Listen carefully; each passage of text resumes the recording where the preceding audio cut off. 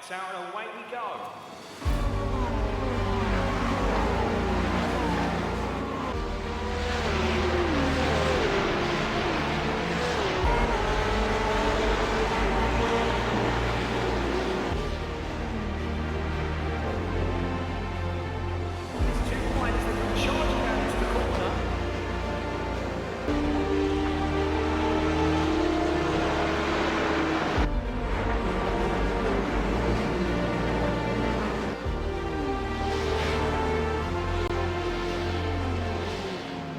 Oh my goodness!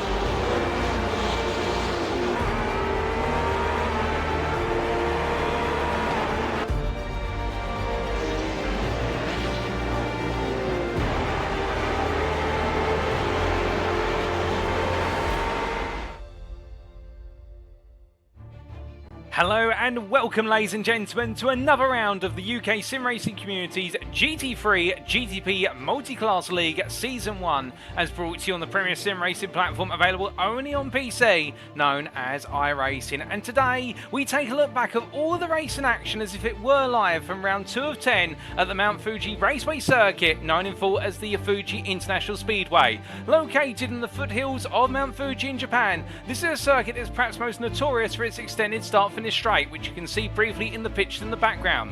Spanning 0.92 miles in length, it is a colossal straight which sees our drivers reach their maximum top speeds, and it's the longest racing straight in Japan when it comes to road racing. However, just to talk about the straight would do little to give justice to a circuit which has seen history made over the course of the years, whether it be in domestic series, alternatively in international Japanese series such as Super GT, alternatively Super Formula, or perhaps most notably the crowning piece of what was James Hunt's Formula 1 Championship campaign in 1976 and his long battle with Niki Lauda, and of course the home of the first ever televised live Formula 1 Grand Prix. Indeed, Fuji is a historical circuit, and as our drivers get ready to take on the Grand Prix circuit today, they're going to have quite the tantamount task to deal with. In the fact, 16 corners with winding apexes, sweepers, hairpins, you name it, it's here, and it is a circuit which sees our drivers very gradually wind down the average apex speed into that final sector, and it's the final sector which will cause our drivers' tyres to burn and their brakes to blister. But as we get ready to go racing,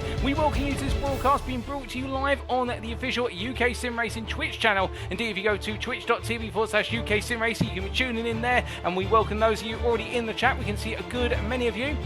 And on top of that as well, we should point out that this is a post-round broadcast that's being brought to you for your viewing pleasure. But what does that mean in simple English? Well, what it means is the racing action itself, as we mentioned only moments ago, is not live. The racing action occurred back on what was Sunday the 24th of September 2023, if my memory serves me correctly. But we're bringing it to you as if it were live today, this fine Monday the 2nd of October 2023. And I, as your host and commentator, do not know what happens in the practice session, which is currently ongoing, in the qualifying session, or indeed in the race itself. And therefore it's completely raw to me in the commentary booth, and we're going to be presenting it as if it were absolutely raw and live to you guys and girls tuning at home. What that does mean is, if you are tuning in right now and you happen to know the results of this round, please avoid any potential spoilers in the chat for the guys and girls tuning in who haven't seen this yet. Indeed, they may be in the dark, much like we have been, albeit trying to find a media blackout for this one. It has been an absolute challenge for a simple reason: it has been a phenomenal round from what I've gathered.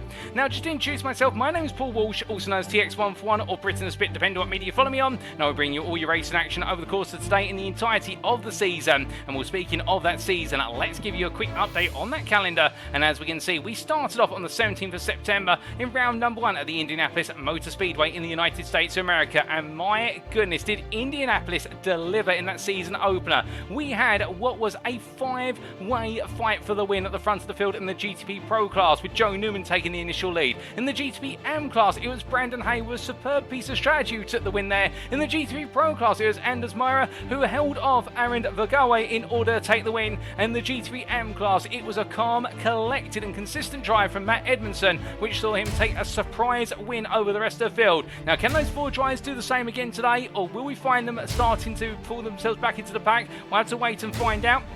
Well, with it being the 24th of September round number 2 at Fuji International Speedway, and after today, round number 3 will be at the Circuit de Spa Francorchamps in Belgium, and the racing occurred as of this Sunday just gone, in fact, on the 1st of October, so yesterday evening. We're going to be bringing you the broadcast of that post-round this coming Friday, and therefore we'll be back up to speed before going into the first mid-season break for the Petit Le Mans official event on iRacing. After which we'll return live on circuit for round number 4 at the Watkins Glen International Circuit on the 15th of October, and then we make our way to France for the circuit the 24 Hours du Mans in round 5 of 10 now on the 22nd of October, and then on the 29th of said month we make our way back to the United States of America for round number 6 of the Sebring International Raceway. That's going to be another post-round broadcast brought to you from what's just outside the circuit side, but again that'll be very close to the time that will be. We haven't quite got the date in mind right now. We can promise you you're not going to have to wait multiple weeks in order to see that one. Now on the 5th of November it's going to be live broadcast all the way to the season conclusion, starting with round number 7 at the Autodromo Nazionale Monza in Italy. We then have our second mid-season break week before returning for rounds 8, 9 and 10, the triple header that starts off on the 19th of November at the Red Bull Ring in Austria. That'll be the Daytona International Speedway on the 26th of November in the United States of America, concluding our 4 visits to the US of A over the course of this season. And then last but not least, we make our way to the home of British motor racing in round 10 of 10, and it will be on the 3rd of December we bring the curtain down at the Silverstone Grand Prix circuit, and what a conclusion that is going to be. Indeed, if the season opener is anything to go by, we have got a thrilling rest of the season to go with, and well, let's tell you a little bit about our circuit for today. For it is the Fuji International Speedway Grand Prix Loud, located in Yoma of the Sunto district in the Shizuoka prefecture of Japan, and you can see from the circuit map provided by iRacing.com. Thank you to them for their brilliant simulator, and with it the fantastic circuit maps. This is a circuit which is dominated by its start-finish straight, but then again you would be wrong if you just focused on the straight. For the fact the 16 corners around here are the official Toyota Lexus test circuit. Indeed, recently it was spotted that Lexus' latest GT3 prototype was being tested here. It is a circuit which tests pretty much everything about a car. You've got plenty of elevation change to consider around here, with the start-finish straight being the highest point of the circuit and the lowest point being down at Dunlop Corner hairpin at turn number 10. You've also got plenty of sweepers. You've got heavy braking zones, perhaps the heaviest of which is into turn number 1 at the hairpin, and you've also got multiple right angle corners with elevation changes and pitches into them, particularly some off-camber corners in the latter half of the lap. As our drivers make their way down towards turn number 1, they'll be hard and furious on the brakes there, looking to outbrake one another into the opening right-hander before coming on quickly through the Kinker 2 and charging towards Coca-Cola corner at turn number 3. There through the left-hander, which we'll see our drivers plummet down towards 100R, is the double right apex of turns 4 and 5, which is all about nailing that latter apex, and turn number 4 is the big setup. Carrying the speed up the hill, you'll make your way into the hairpin at turn number 6, a downhill braking zone that's deceptively difficult to get right in the fact the car's going to be carried away under braking. If you get it right, you'll make your way out of 6, through the Kinker 7, and then through the double kink at turn 8 and 9 at 300R, and down towards Dunlop hairpin at turn number 10. Then we'll see our drivers go through the switch back of the right into left-hander before exiting out at turn number 12, and up the hill they begin to rise. Through turn number 13, off-camber right-hander with a blind apex, and then it's next bend at turns 14 and 15, which is quite a cambered turn number 14 to go off-camber at turn number 15, and as you make your way through the left-hander of next bend, you'll find that the apex curve is invisible in the fact you won't be able to see it over the dashboard until you finally hit that apex curve with your front left tyre. More on that in qualifying. And as our drivers make their way out turn number 15, perhaps the trickiest corner on the circuit, then they'll be presented with Panasonic Corner.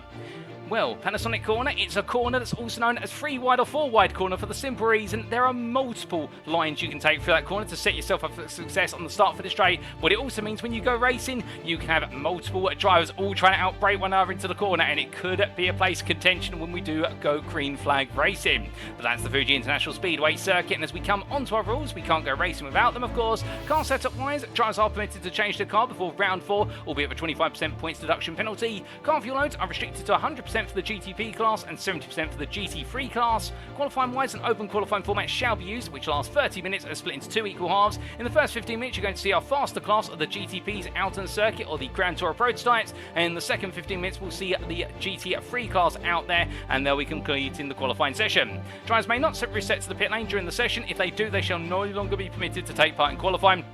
Indeed, that's a rule that many may fall foul of if they get a little bit under the weather with regards to knowing when to go out of the pit lane. Now, also talking about the race itself, the race shall commence via a double-file rolling start. This is the tradition of this league, and indeed UK Sim Racing at GT3-based series, and that'll be in a designated start zone, and well, there's no guesses or prizes for guessing correctly where that start zone is going to be. It's on the long start-finish straight, and it's going down towards the corner. In fact, it's after the start-finish line, so our drivers will have a shorter run down towards turn number 1, so don't be surprised when the lights go green, albeit our drivers don't get up to speed. They will be holding holding formation for a little bit longer for safety reasons. And when the GTP class begins their race, the GT3 class must hold formation until the GT3 leader enters the start zone, and then they dictate when they go racing. There are no mandatory pit stop requirements in the race, albeit with the fuel load expected, we are going to be seeing our drivers doing at least one pit stop for fuel, and each driver has one fast repair available if they pick up damage. All race stewarding shall be conducted post-race, and a driver shall receive a drive-through penalty if they accumulate 23 or more instant points. But that's enough rules, regulation, everything between. You're not here for all that, you're here for the race in action. As we make our way back to circuit side here, let's take you through our schedule for tonight. Times in British Summer Time, that's BST or Universal Coordinated Time +1, UTC +1, and as we can see in approximately what is 4.5 minutes time, we're making our way in to the qualifying session. 30 minutes in duration, split into 2 equal halves, and we'll see who takes pole position. And after that, we'll make our way to the grid for our one race day, the 60-minute feature race at 8:30. And well, who is going to be the king of Mount Fuji? That's the big question that everyone's asking, and well, we will soon find out. But as all of our drivers get themselves set and ready to go, well, we can see here currently in this final practice warm-up session, there's Jonathan Hitchin for Symphony Esports making his way on around, going through turn number 1 and down through 2 at the moment in the number 21. That is in the Acura as he comes in towards the left-hander of Coca-Cola corner, and one to definitely watch out for. And you can see already in terms of those practice times, which Ben Cullen has set the fastest time of them all at 26.539, with only 700 between himself and Austin William Campbell, and then a further 1.3 tenths to Hitchin. Well, I think there could be some aces up sleeves that are being hidden here. Meanwhile, in the GTP AM class, it is Sam Sherwood currently, the Protect Motorsport driver from England, looking very fast indeed. And in fact, looking fast by the best part of 8.5 tenths there. And well, we'll have to wait and see where that's going to be the qualifying margin for Sherwood, because he is looking indeed very quick as he makes his way on around and as he winds his way on through. We do have some debuts today, and we've also had some slight changes with regards to teams. We'll come to those very shortly. But as we do look here to our 171 drive, we also say hello to you guys and girls in the Twitch chat. There's so many of you here, but we're going to do our best to catch all of you as much as possible, including there what is Bugler, who says evening, and a little bit of a cat face or a dog face barking away there. Absolutely excited to go, like a dog wagging its tail, I would imagine. We'll say hello there to GZen High, who has said this is the only race he's missed watching this season. And GZen High, of course, being the team principal of Tiki Sim Sport, normally on the pit wall, and I think he did miss this one from being unable to be on the pit wall, so he's going to catch up with the speed of things. We'll just say hello to Medmo there, who says let's time travel, baby. Indeed, we've gone back by a couple of weeks, ladies and gents. We've wound back the clock into September, even though we're now in October in real life. We also say hello there to T1 Design Will, who hopes that Joshua Wilson has a good race. And we also see there a good number of you giving compliments to the intro, and including a lift of one boy there. And well, you have to give credit to Medmo in the Twitch chat. Do say thank you to him in the fact that it was he who put the intro all together. He definitely is an artist, is Mr. Matt Edmondson. We also say hello there to Ryan at Moles, and speaking of which, we're taking a look right now at Moles, the Protect Motorsport, as he makes his way out to the final corner in the Audi R8 GT3.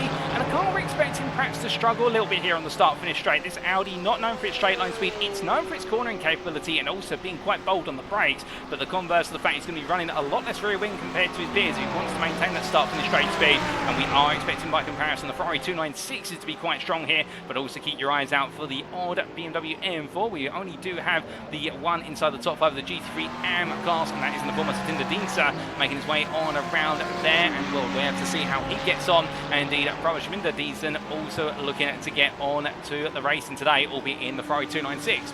We also say hello there to Bars Races. We also say hello to, what is there, Mr. Field Filler.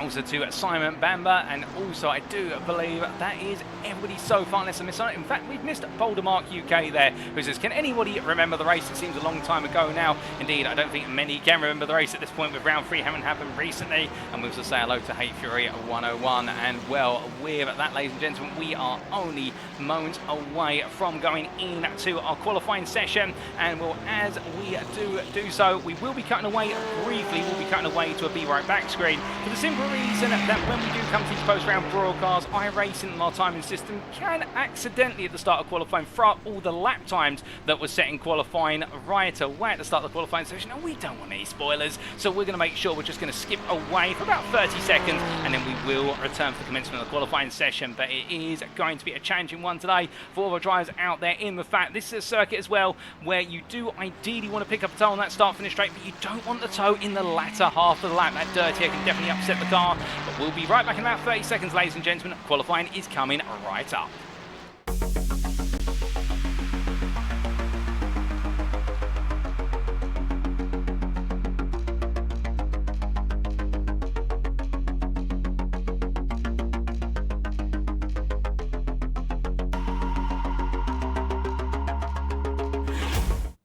Alrighty, without further ado, it is time for qualifying as we return, and our GTP drivers will be making the way out of the pit lane immediately. We do apologise for having to step away there, but again, it's just to make sure we don't see those qualifying times accidentally appear on the left-hand side of our screen. But as our drivers make the way out, perhaps the big question you'll be asking right now is how exactly do you go about getting a pole lap here at the Fuji Raceway?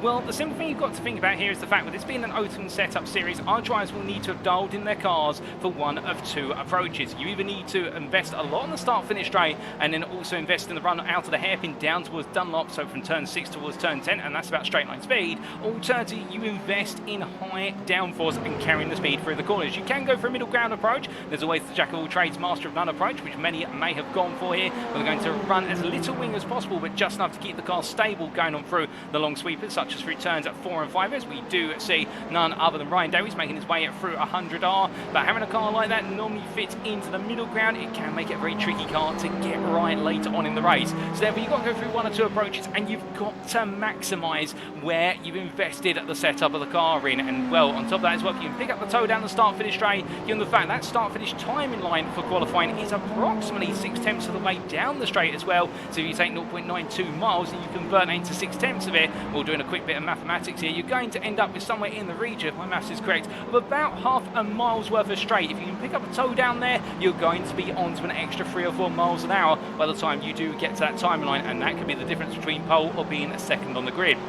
As the drivers make the way out here, of course, with the fact you can see on the circuit map in the top right corner of your screen, and the fact we do have quite a lot of drivers already stacking up together, and I think everybody right now trying to get out there as quickly as possible in this GTP class, because the lap around here, whilst these cars are very quick indeed, it is quite a long lap, but also it's a lap where you can very easily get it wrong, so you want to get as many laps in as possible. As we do see David Rolliston there, staying over to the left-hand side, going into Panasonic, letting the field on throw. I think he'll feel a bit more confident now. He's got a number of cars he can chase in front at a distance and get a sniff of that slipstream, but not necessarily be too close to them outright, as he makes his way down the start finish straight and builds up speed. But as he powers his way on down towards turn number 1, well, charging all the way down here and through into that heavy braking zone. To give you an update with regards to debutants for today, these are drivers who have signed up at the start of the season. However, they're making their debut in terms of being on the grid for the first time this season. We do have in the GTP Pro class none other than Alistair Kirk, also known as Ali Kirk, in short here, as he makes his way on down into the braking zone for turn number 10, going through the right into left in the number 94. We look forward to seeing how he gets on. He's a veteran of the UK Sim Racing GT3 series, and therefore we're expecting his veterancy status to carry through in the GTP class, and well, he'll be racing the BMW V8M hybrid for the purposes of this season, or at least that's what he's declared he's gone with thus far. So as he winds his way on through, as we do see Hill sets the initial time of what is a 27.434 in the Pro class, and in the GTP-M class it's Billy Bob Ray with 27.740. It's 3 tenths between them so far. We also do have in the GTP-M class the debut of John Doble, I do believe. He's going to be on the grid today, and here is the TE Sport driver in the Cadillac, that wonderful V8 machine, as he makes his way up through turn number 16, and we'll come on to our GT3 debutants a little bit later. You'll also notice over the course of the racing stage that the Empire Motorsport teams that are originally listed as Empire Motorsport A and Empire Motorsport B, they've now been merged together due to a shake-up in their roster, and therefore they'll all be under the banner of Empire Motorsport for the remainder of the season. And well, as we do see Doble make his way across the timeline of 30.091.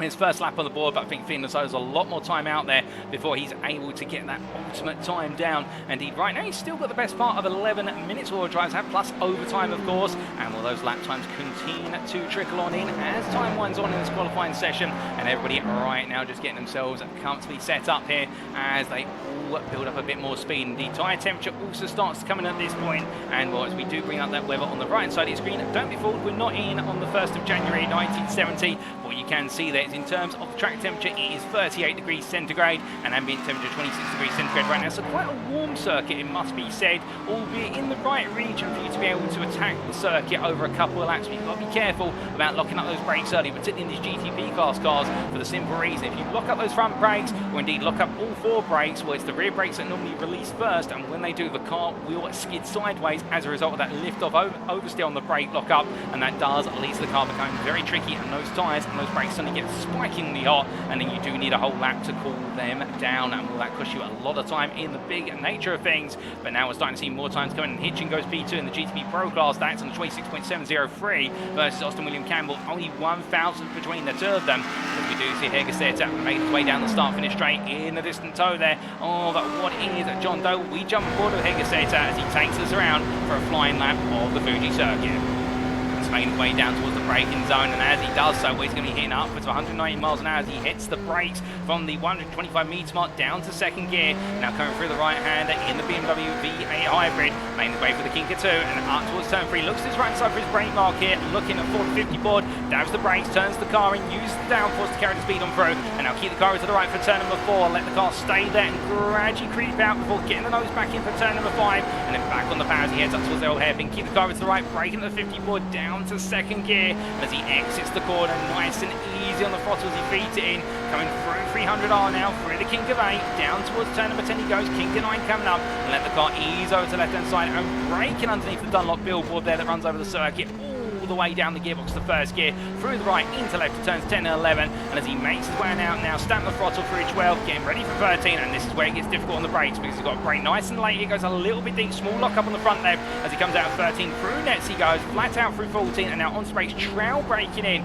down to second gear, going through 15, blind apex there, as he makes his way up towards turn number 15, now bring the car to the left hand side, open up the corner, mount the curb, second gear as he makes his way out, keep 2 wheels on the black stuff there to consider it a valid lap, and Hegeseta doing a wonder with that final corner as he builds up the speed, but he charges his way on down. Will it be an improvement this time? I don't think so for Odin Hegeseta. I think it may still be a lot more to be desired. In fact, it's a 28.661 compared to his previous best of 28.04, so I think that slight lock up into turn 13 just cost him a couple of attempts, and over the remainder of lap having to just find a little bit more, but as they make the way on around here, meanwhile we do look to Rudy of Itzland, as we can see here.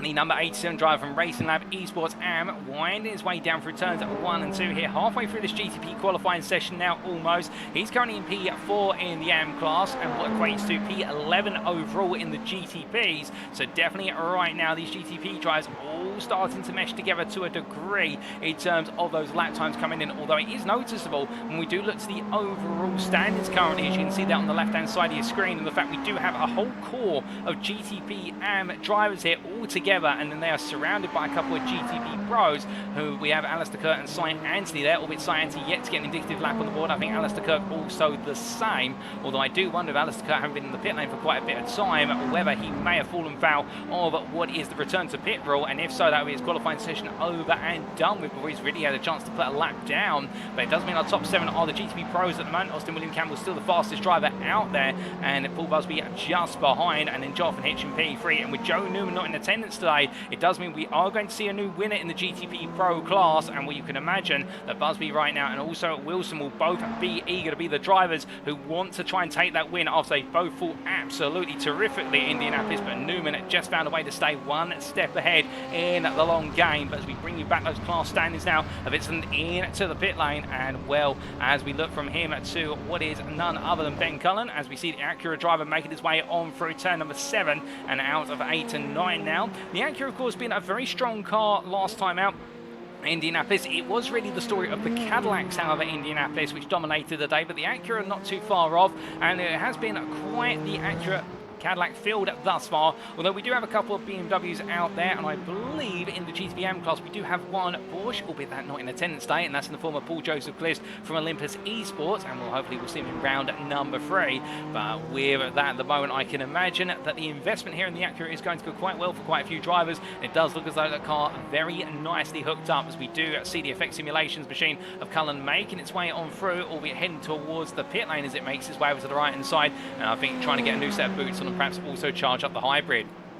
But meanwhile, Cy Anthony making his way out the final corner, and the Cadillac absolutely roaring to life here with that V8 engine as he makes his way down. He's gone personal best in sectors 1 and 2 as he makes his way to the timing line. Can he find a way to get this a lot further up the order? He's currently P14 and he moves up to P4 overall, and the GTP Pro class there, and it's a good lap from Cy Anthony. He cools the car down. You notice he immediately goes on the brakes there, feathers the brakes in, and that's to help try and recharge a little bit of the battery. He's probably used up the majority of the battery on that one lap, and as he makes his way through turn number 1, do keep in mind time, for the purposes of qualifying, as we've been informed, the drivers do not have the opportunity to change their battery deployment, albeit Site Anti there deciding to make his way back to the pit lane, and that will be his qualifying session done and dusted as we understand the rule book. But as he now will sit in the pit lane for the remainder, I think he feels that he's got the job done as best as he can. Meanwhile, we do look here to Billy Bob Ray, the Empire Motorsport driver, making his way down the start-finish straight. He's currently P2 in GTP AM class, coming on down all the way up to the braking zone as he makes his way on in, going onto a new lap. That previous lap not being indicative of what he can do. Indeed, it was the best part of 16 seconds of his personal best of 27.52, so therefore Ray getting himself all charged up and ready to go. And the point we're coming to until Site Anti made his way back to the pit lane there is the fact that in the race, our drivers can choose which deployment modes they want to use for the batteries on these cars. They have multiple modes, including what is a full attack mode where they use as much battery as possible. But again, with that, it gives them a lot of pace, but it's only pace for a couple of laps. They have balance modes, they have conservation modes, they have recharge modes. Albeit in qualifying, those modes are not necessarily available as we understand it. They are effectively in what is an attack mode, albeit not quite the ultimate attack mode, but it's quite close to it. So therefore you do have to be careful with how much battery you use in qualifying, because if you find yourself with a low battery towards the end when the car's got low fuel in as well, then you're suddenly not going to be able to deliver your ultimate lap. As Ray makes his way through turns 11 and 12 and coming up the hill he goes. And as he goes charging on around there, looking good thus far. The car dancing its way, albeit backing off there. I think he feels as though it was not the ideal lap towards the very end. Something's got a bit wrong. And now trying to get himself set up once again. But looking from him to David Lewison.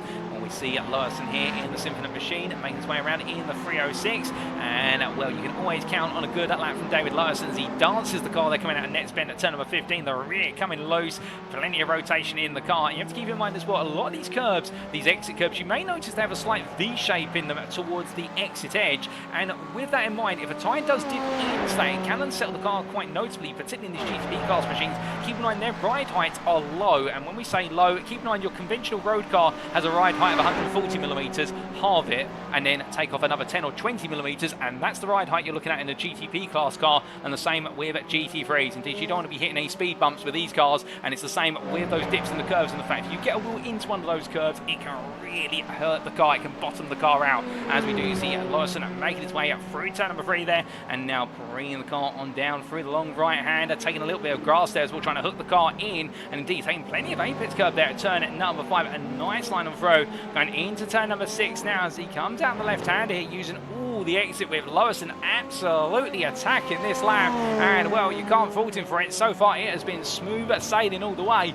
as he comes on down now towards Dunlop hairpin. On the brakes he goes, and of keeping an eye from this third person's perspective, it gives you an idea of just how much direction change is encountered from corner to corner and lap after lap as he makes his way on past there. A couple of cars going slowly. Alex Hill meanwhile off camera moves up to P3 in the GTP Pro class, but we stay affixed here to David Larson as he makes his way up the hill. A little bit there of a wobble, the rear of the car coming loose going through net, and that's the nasty part of net spin, in the fact you're constantly having to fight the direction change of the road surface, and the car just does not want to comply, and that may have just cost Lawson a lot of lap time as he makes his way on the start finish straight. He is on a personal best thus far, sectors 1 and 2. I wonder how much sector 3 has cost him there with that little wobble as he made his way onto the brakes, oversteered to understeer in a quick period, but he moves up to P4 on a 27.753, but he was down in his final sector, and well, to give you an idea, it looks like he may have been down by the best part of about 1.5 tenths. That would have been enough to put him P3 in the class, just about over Richard Jones, and well, we now have 1.5 minutes to go in this qualifying session for the GTPs. Meanwhile, at the top of the GTP class, it's Nathan Sam Sherwood with a 27.016. This man right now is trying to gap the field, and what a way to do it there. Half a second between himself and Billy Bob Ray. It is the rise of the Cadillacs 1-2 in the GTP AM class here, but at the same time, Sherwood just seems to be in a small class of his own as he comes up through the right hand at turn number 13 into 14. Well, I have had a little bit of a correction there from Bakewing in the Twitch chat. Thank you for that, Bakewing, as we do see Sam Sherwood. They're not able to correct the car in time and decides to make his way back to the pit lane, so that will be his qualifying session done and dusted. And the fact that drivers do have complete control over the battery in qualifying, and really do appreciate that, Bakewing. You learn something new every day, but as our drivers continue the way on around here, really now on their final qualifying laps in this GTP class qualifying, you saw there for a brief moment the GT3s all starting to queue at the pit lane as little bit there of a lock-up for Iridia Vitsland as he tried to come through turn number 16, the front end of the car, just not wanting to negotiate the corner, but instead understeering Vitsland into the pits. Meanwhile, Ryan Davies just knocks it out of the park in the Tiki Sim Sport number, 85 there. The BMW M V8 Hybrid will show in its fangs on a 26.436, but can anybody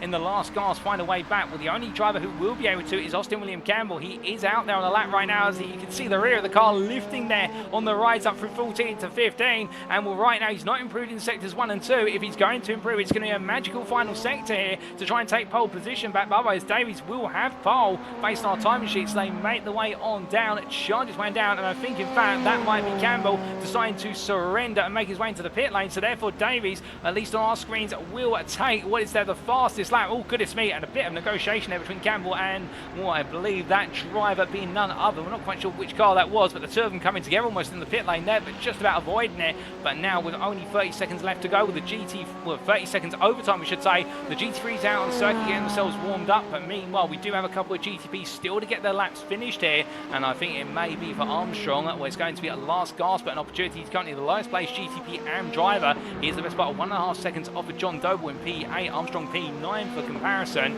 and then we do have what is Ryan Davies. Well, he's cooling down at the moment, and well, he's earned that pole position, it must be said. Meanwhile, David Larson out there, P4, still trying to find a little bit more time, but I don't think he's going to find it based on those first two sectors, and as they make the way up towards turn number 16. Right now, Davies into the pit lane. I believe as I look at my commentary booth window, Larson going quite slowly, in fact, and Armstrong, I think, also just crawling his way to the pit lane. So that is GTP qualifying done and dusted, ladies and gentlemen, and it will be Ryan Davies on GTP Pro and also GTP overall pole. Meanwhile, in the GTP AM class, it will be Sam Sherwood who starts P9, but now we move on to GT3 qualifying, and well, all the drivers here making the way out in the more conventional machines, you could say, that do visit the Fuji circuit by comparison with some of the counterparts. Albeit this has been the site of many a class of racing over the years, but as they make their way on through here and up towards the start-finish straight, well, that is Nicholas Rice putting his way off of the racing line right now and getting himself set up for another lap shortly. Perhaps it feels like there's something that needs to be adjusting the car. That's coming into the pit lane by the looks of things, so he's not too pleased there. Perhaps he's got it wrong on the fuel or the tyre pressures, but something's definitely not right with the car. But meanwhile, making their way down the start-finish straight is Kerry F. Kokorin, as we do see the Porsche 992 driver charging away down towards the braking zone. And as they make their way onto the anchors here, well, the GT3 lap is going to be significantly longer by comparison.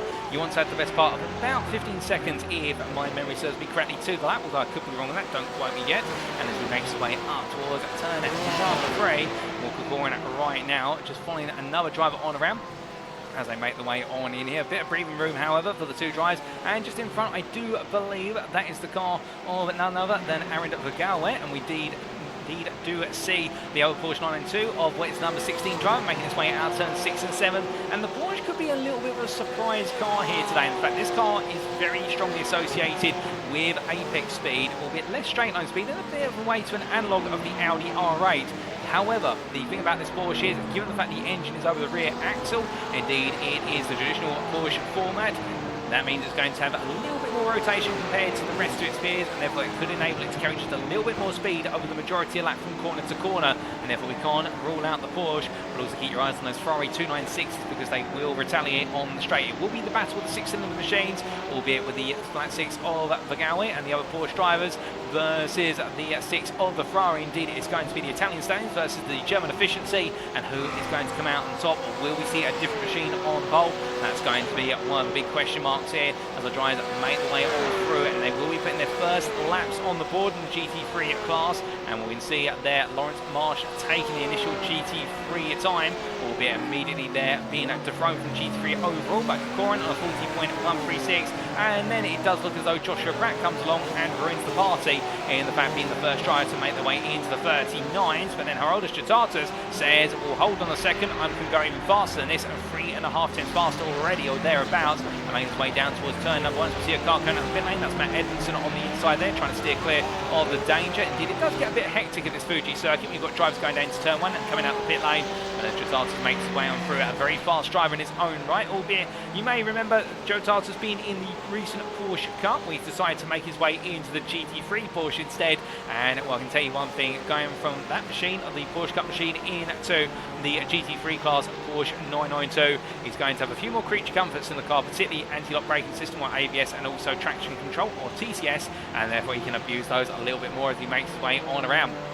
As he heads all the way down in towards turn number 10 and into that braking zone. Well, at the moment, 10 minutes still on the clock, and very shortly we're going to be bringing you an onboard lap with one of our drivers in terms of GT3 onboard lap. We'll give you an idea of what the lap looks like in the GT3 class machine. It's a little bit different in terms of how much speed they can carry from corner to corner, but as we do look to what is here, Shaminda Dinsa, as he makes his way on around with his turns 11 and 12, hitting a very colourful Tiki Sim Sport Ferrari. I mean, Tiki Sim Sport never hold back when it comes to their liveries. It must be said of the fact they are some of the most vibrant in the field from league to league and season to season. And well, if you're a fan of purple and orange yellow, it may just be one for you, but definitely that is an eye catcher to be certain, as he makes his way through turn at number 16. And as he does so, well, one of the two Dinsa brothers there currently in P8 and the other P2 in BMW M4.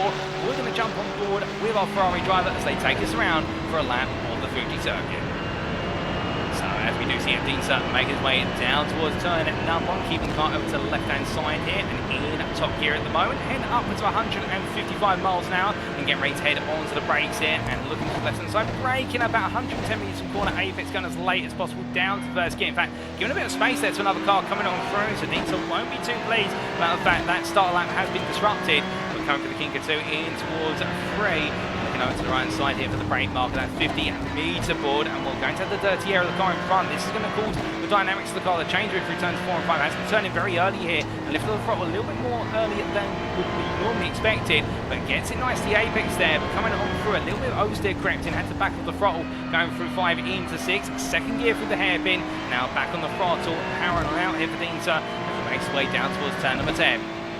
Now through here, it's all about the maximum possible speed and the least amount of effort as he makes one down, but I think now heading in towards the braking zone for turn number 10 into Dunlop hairpin, all the way down to first gear. Plenty of apex curve here, use it to rotate the car, same for 11, and then coming through 12 on a straight line over the exit curve and up towards turn number 13 into the right hand here. Nice early apex, get the car mounted up on that curve, rotate it around, now through next bend, let the car just straight line out to the outside, going into turn 15, and through the left hand he goes over the apex curve and up towards 16, let the car come over to the left hand side and then just trail brake it towards the apex, drops the first gear, and as he comes on through at the right hand, a little bit of an early apex there, and as a result that's going to cost him a bit of exit speed by comparison with the wider line. Dinsa heading towards the timeline, and we'll have a look at what this lap is going to be as the Ferrari driver makes the way on down and heading all the way towards the braking zone here for the next corner. But for Dinsa, it's not going to be an improvement there. I think it was compromised to a degree going into turns 1 and 2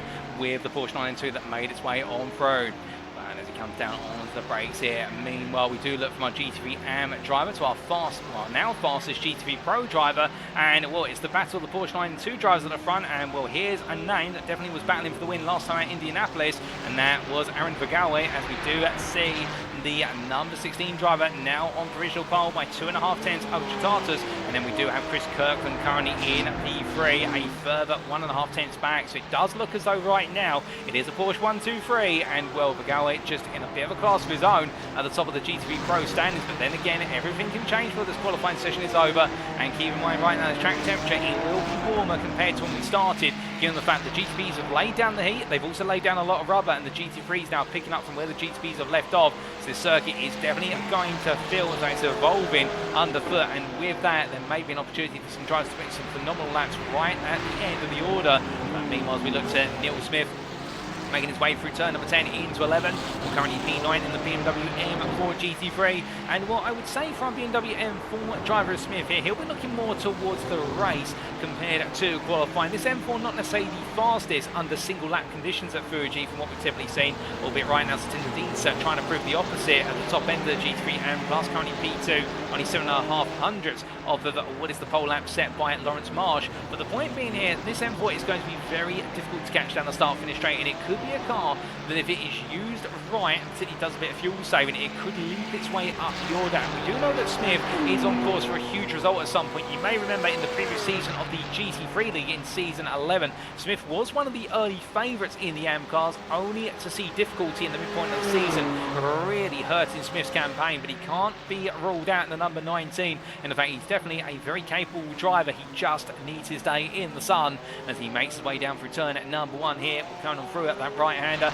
Meanwhile, we do look to Matt Edmondson, of course, championship leader after one race, and well, now making his way on through what is their turn number 6 in the Ferrari driver coming on out there, the UK Sim racing car, and charging his way down towards turn number 1. And will he be able to find a bit more lap time here? Will it be a bit of a wait? I think it's going to be a bit of a wait here for Matt Edmondson, as the current pole lap is 39.804 in the GT3 AM class, and will for Edmondson, that is not quite the ticket to move up the order. Meanwhile, Andy Skinner into the pit lane as I look at my commentary booth window. Last place at the moment over in the GT3 class is none other than Nicholas Rice, and we did see Rice having some difficulties at the start of this qualifying session, having to come back into the pit lane before he could even go onto his first line lap. That's cost him a bit of time. He's currently on a new lap. What can he get here? He's currently 4 seconds down on the rest of the field, and he moves up to P3. It's a nice lap from Rice, and it means now he puts himself right onto that second row of the GT3 AM class, and well, the 40.235, he's got a 10th over Thomas Barjuk, so that's going to give him a bit of confidence there. Notice qualifying session is coming to him as he makes his way up through the right-hander, as he comes on down through turn number 1 in towards turn number 2. Meanwhile, Ryan Moles, he makes his way out the pit lane. He's currently a lowest placed GT3 Pro machine, and the fact that in the Audi R8 things are not quite going right for Moles at the moment, but then again, he is 9/10 of a pace, so I do wonder when he feels like there's a bit more out there to be delivered. I think he would certainly feel that way. Meanwhile, Aaron Vergawe comes to a time in line. Does he improve? No, he misses out on improving his personal best at 39.068, and it was a 39.143 there. So Vergawe right now trying to go faster. Sectors 1 and 2 finding the time, but not in the final sector. That's where it all fell short. 4 minutes still on the clock, and as he makes his way down through turn number 1 in towards 2, well, right now Vergawe definitely feeling as though he can raise that bar a little bit higher. And Ryan Moles there in the Twitch chat definitely raises a good point, perhaps something we haven't really talked about over the course of this qualifying session thus far: off tracks and instant points.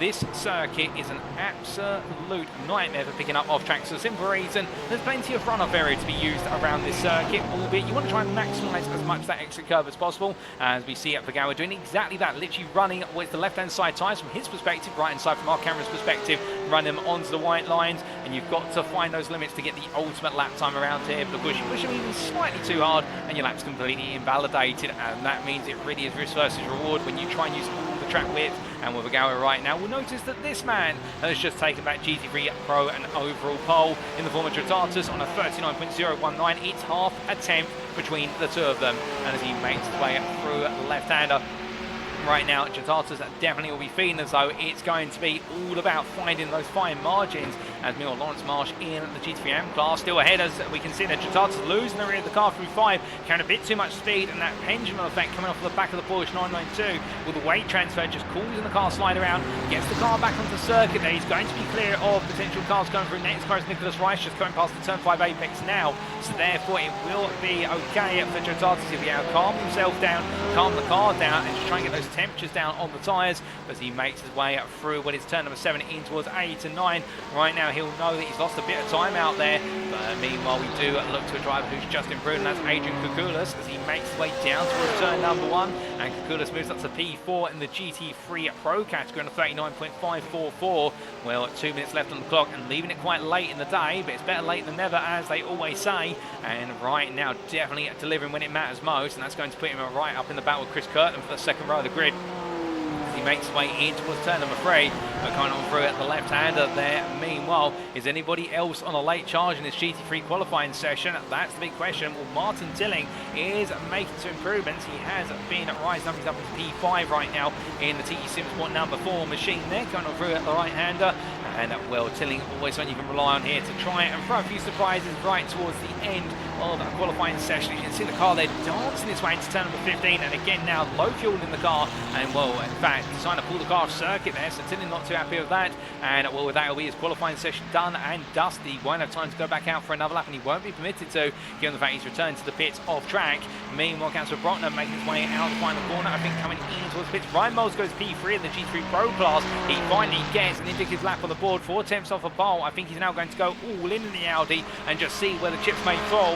And in fact, we do look to Moles as Brockner makes his way into the pit lane. And here is our Audi driver making his way up towards turn number 3. And right now, I think he's just going to hope this lap is going to stay valid all the way through. He'll throw everything he can at this in order to try and muster his way a little bit further. We thought Moles might be up there, and he's proven that he is going to be up there as he comes on down through turns 4 and 5. Through the right-hander he goes, and as he does so there, that wonderful V10 engine, albeit it's only going to be in service in the real world of GT3 racing for a couple more years, with Audi shifting their attention, of course, to Formula 1 in the course of 2025 into 2026. Therefore, right now, Audi is an official competitor team in GT3 class racing. That era is coming to an end. Still got customer teams out there, but right now, the old R8 LMS from 2015 still shines on strong here in the hands of Ryan Moles in iRacing as he comes on through turns 10, 11, 12 right now, making his way out through the right-hander of 13, mounting that curve up a plenty, trying to get the car hooked on around as he makes his way in towards turn 15, the second part of next bend. Can he find a bit more time as he takes plenty of apex? Chris Constable moves up to P8 in GT3 Pro on a 39.616, with Shaminda Dinsa moves up to P11 in the GT3 AM class there with a personal best, and that was a 44.66, only 400ths of James Collins' P10 lap in the GT3 AM class. But Moles coming down the start finish straight. He did improve in sector 1. Does he improve in sector 3? Didn't improve in 2. Heads to the line, and can Moles find a bit more time? He does, but it's not enough to put him on the front row of the GT3 Pro class. It was in the end at 39.242, and well, that's 1.5 tenths off of a Galway, but he'll still feel, I think, quite accomplished given the fact he's taken the Audi and put it right there behind the 2 leading Porsches. But meanwhile, as we look to Mark Johnson making his way in the wind-up through turn 13, difficult qualifying session here for Mark Johnson, and keep in mind, of course, this is the established Mercedes AMG Evo driver who for this season is running the Porsche 992, so he's stepping outside of his comfort zone. Indeed, we've always affiliated Johnson with the German Mark, the 6.3 litre V8, but he's changing it out here for the flat 6 of the Porsche as he makes his way through at turn number 16, coming on through at the right-hander. It does look as though here that Johnson right now not really improving any more in his qualifying session. He will be the next driver to put a time on the board, and what's it going to be from the number 44 driver? Can he find a bit of a surprise at the end? He does improve in the final sector, but it's not enough. Meanwhile, James Conley making his way on through. We've got Marvin Cruz going us down on the start finish straight, but he's not improving at the moment. In fact, I think he's pulling into the pits. But meanwhile, Conley here in the Ferrari 296 charges his way on and down towards the timeline, as we have had what is our driver come into the pits. 20 moments ago, Marvin Cruz, but Conley crosses the line. Is it going to be an improvement here? It is. It's P6 for Conley, 40.450, so leaves it late in the day, but finally delivers. And meanwhile, Shaminda Dinsa has come into the pits. He wasn't improving that, but I think there's been a mistake right towards the end of the lap, so we've only got 2 drivers out there. Rice going quite slowly, so that's going to be a cool down and come into the pits. And Andy Skinner as well. He will be starting from the back of the field here in the GT3 AM class, unless he's picked up a bit of a toe there to Paul's surprise, but no, makes his way into the pit lane. So Skinner will be the last in the field. So that means, ladies and gentlemen, after 30 minutes of qualifying, or 15 minutes of GT3 class qualifying, we should say, it is going to be Geraldo Stratatas on pole for the GT3 Pros and Lawrence Marsh on pole for the GT3 AMs. But without further ado, let's make our way to the grid, and well, let's take you through that grid order. So they line up as follows for our second round of the season. It is on overall and GTP Pro Pole, Ryan Davis for Tiki Simsport. He's joined on the front row by Symphony Esports, Austin William Campbell. On row number 2, it'll be the combination of Effect Simulations Paul Busby and Tiki Simsport Cobbers Alex Hill. On row number 3, it's Jonathan Hitchin for Symphony Esports, who's joined by Effect Simulations Joshua G. Wilson. Now on row number 4, it is going to be Cy Anthony, the privateer, who is joined on row number 4 by Ben Cullen for Effect Simulations. That's your top 8, and they are all in the GTP Pro class. We then do have our GTP AM pole sitter Sam Sherwood for Protect Motorsport, who completes the top 10 with slow and steady racing's Richard Jones alongside on that 5th row. Then on row number 6 is Billy Bob Ray for Empire Motorsport, who's joined by Symphony Esports' David Lowerson. And then behind them on row number 7 on the grid, I should say, it's Rudy Avitzland for Racing Lab Esports KTM, and he's joined by Racing Lab Esports Moses Alden Hagaseta. We then have on row number 8 David Roddeston for Tiger Racing Team, joined by TT Simsport Cobras John Doble, and then we will have Rob Armstrong completing our GTP AM and GTP field P17 for UK Sim Racing Bell. Then we start off with our GT3 Pro pole sitter, and that's Horace Stratatis for Over Limit Racing, taking pole in the end by only 400th that over Aaron Vergalwe for Shore Competition Esports, with Ryan Moles for Protect Motorsport P20 in the grid and completing your top 20 as a result. Chris Kirtland, P21 for Downforce Racing, is joined on the 11th row of the grid by Tiki Sport Tours Martin Tillim, with Adrian Kukulas and Casper Brotner for Shore Competition Esports and Old Dudes in Cars respectively, making up your 12th row. On row number 13, it's going to be Chris Constable for UK Sim Racing Mansell, who's joined by Tiki Sports Joshua Pratt, with row number 14 going to the GT3 AM pair, including the pole sitter of Lawrence Marsh for Downforce Racing. Congratulations to Lawrence. And then for Satinder Deansa, P2 there, only out by a 10th of that for Tiki Sport Tour. Marvin Cruz starts P29 on the 15th row of the grid for Old Dudes in Cars, and he'll be joined by Downforce Racing's Kerry Kokoran, P30.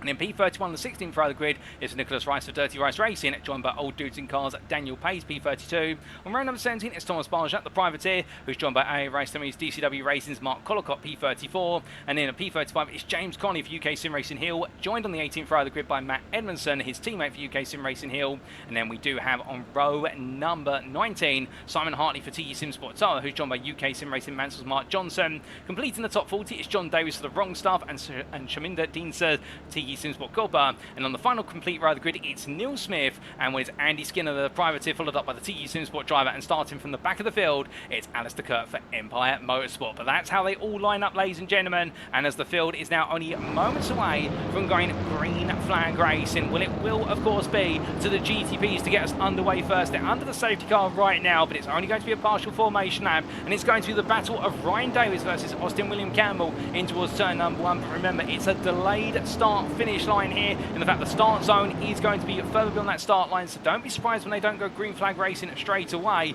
But at the same time, with that short run into turn 1, will we see theatrics? Will we see surprises? Well, we will find out very shortly indeed.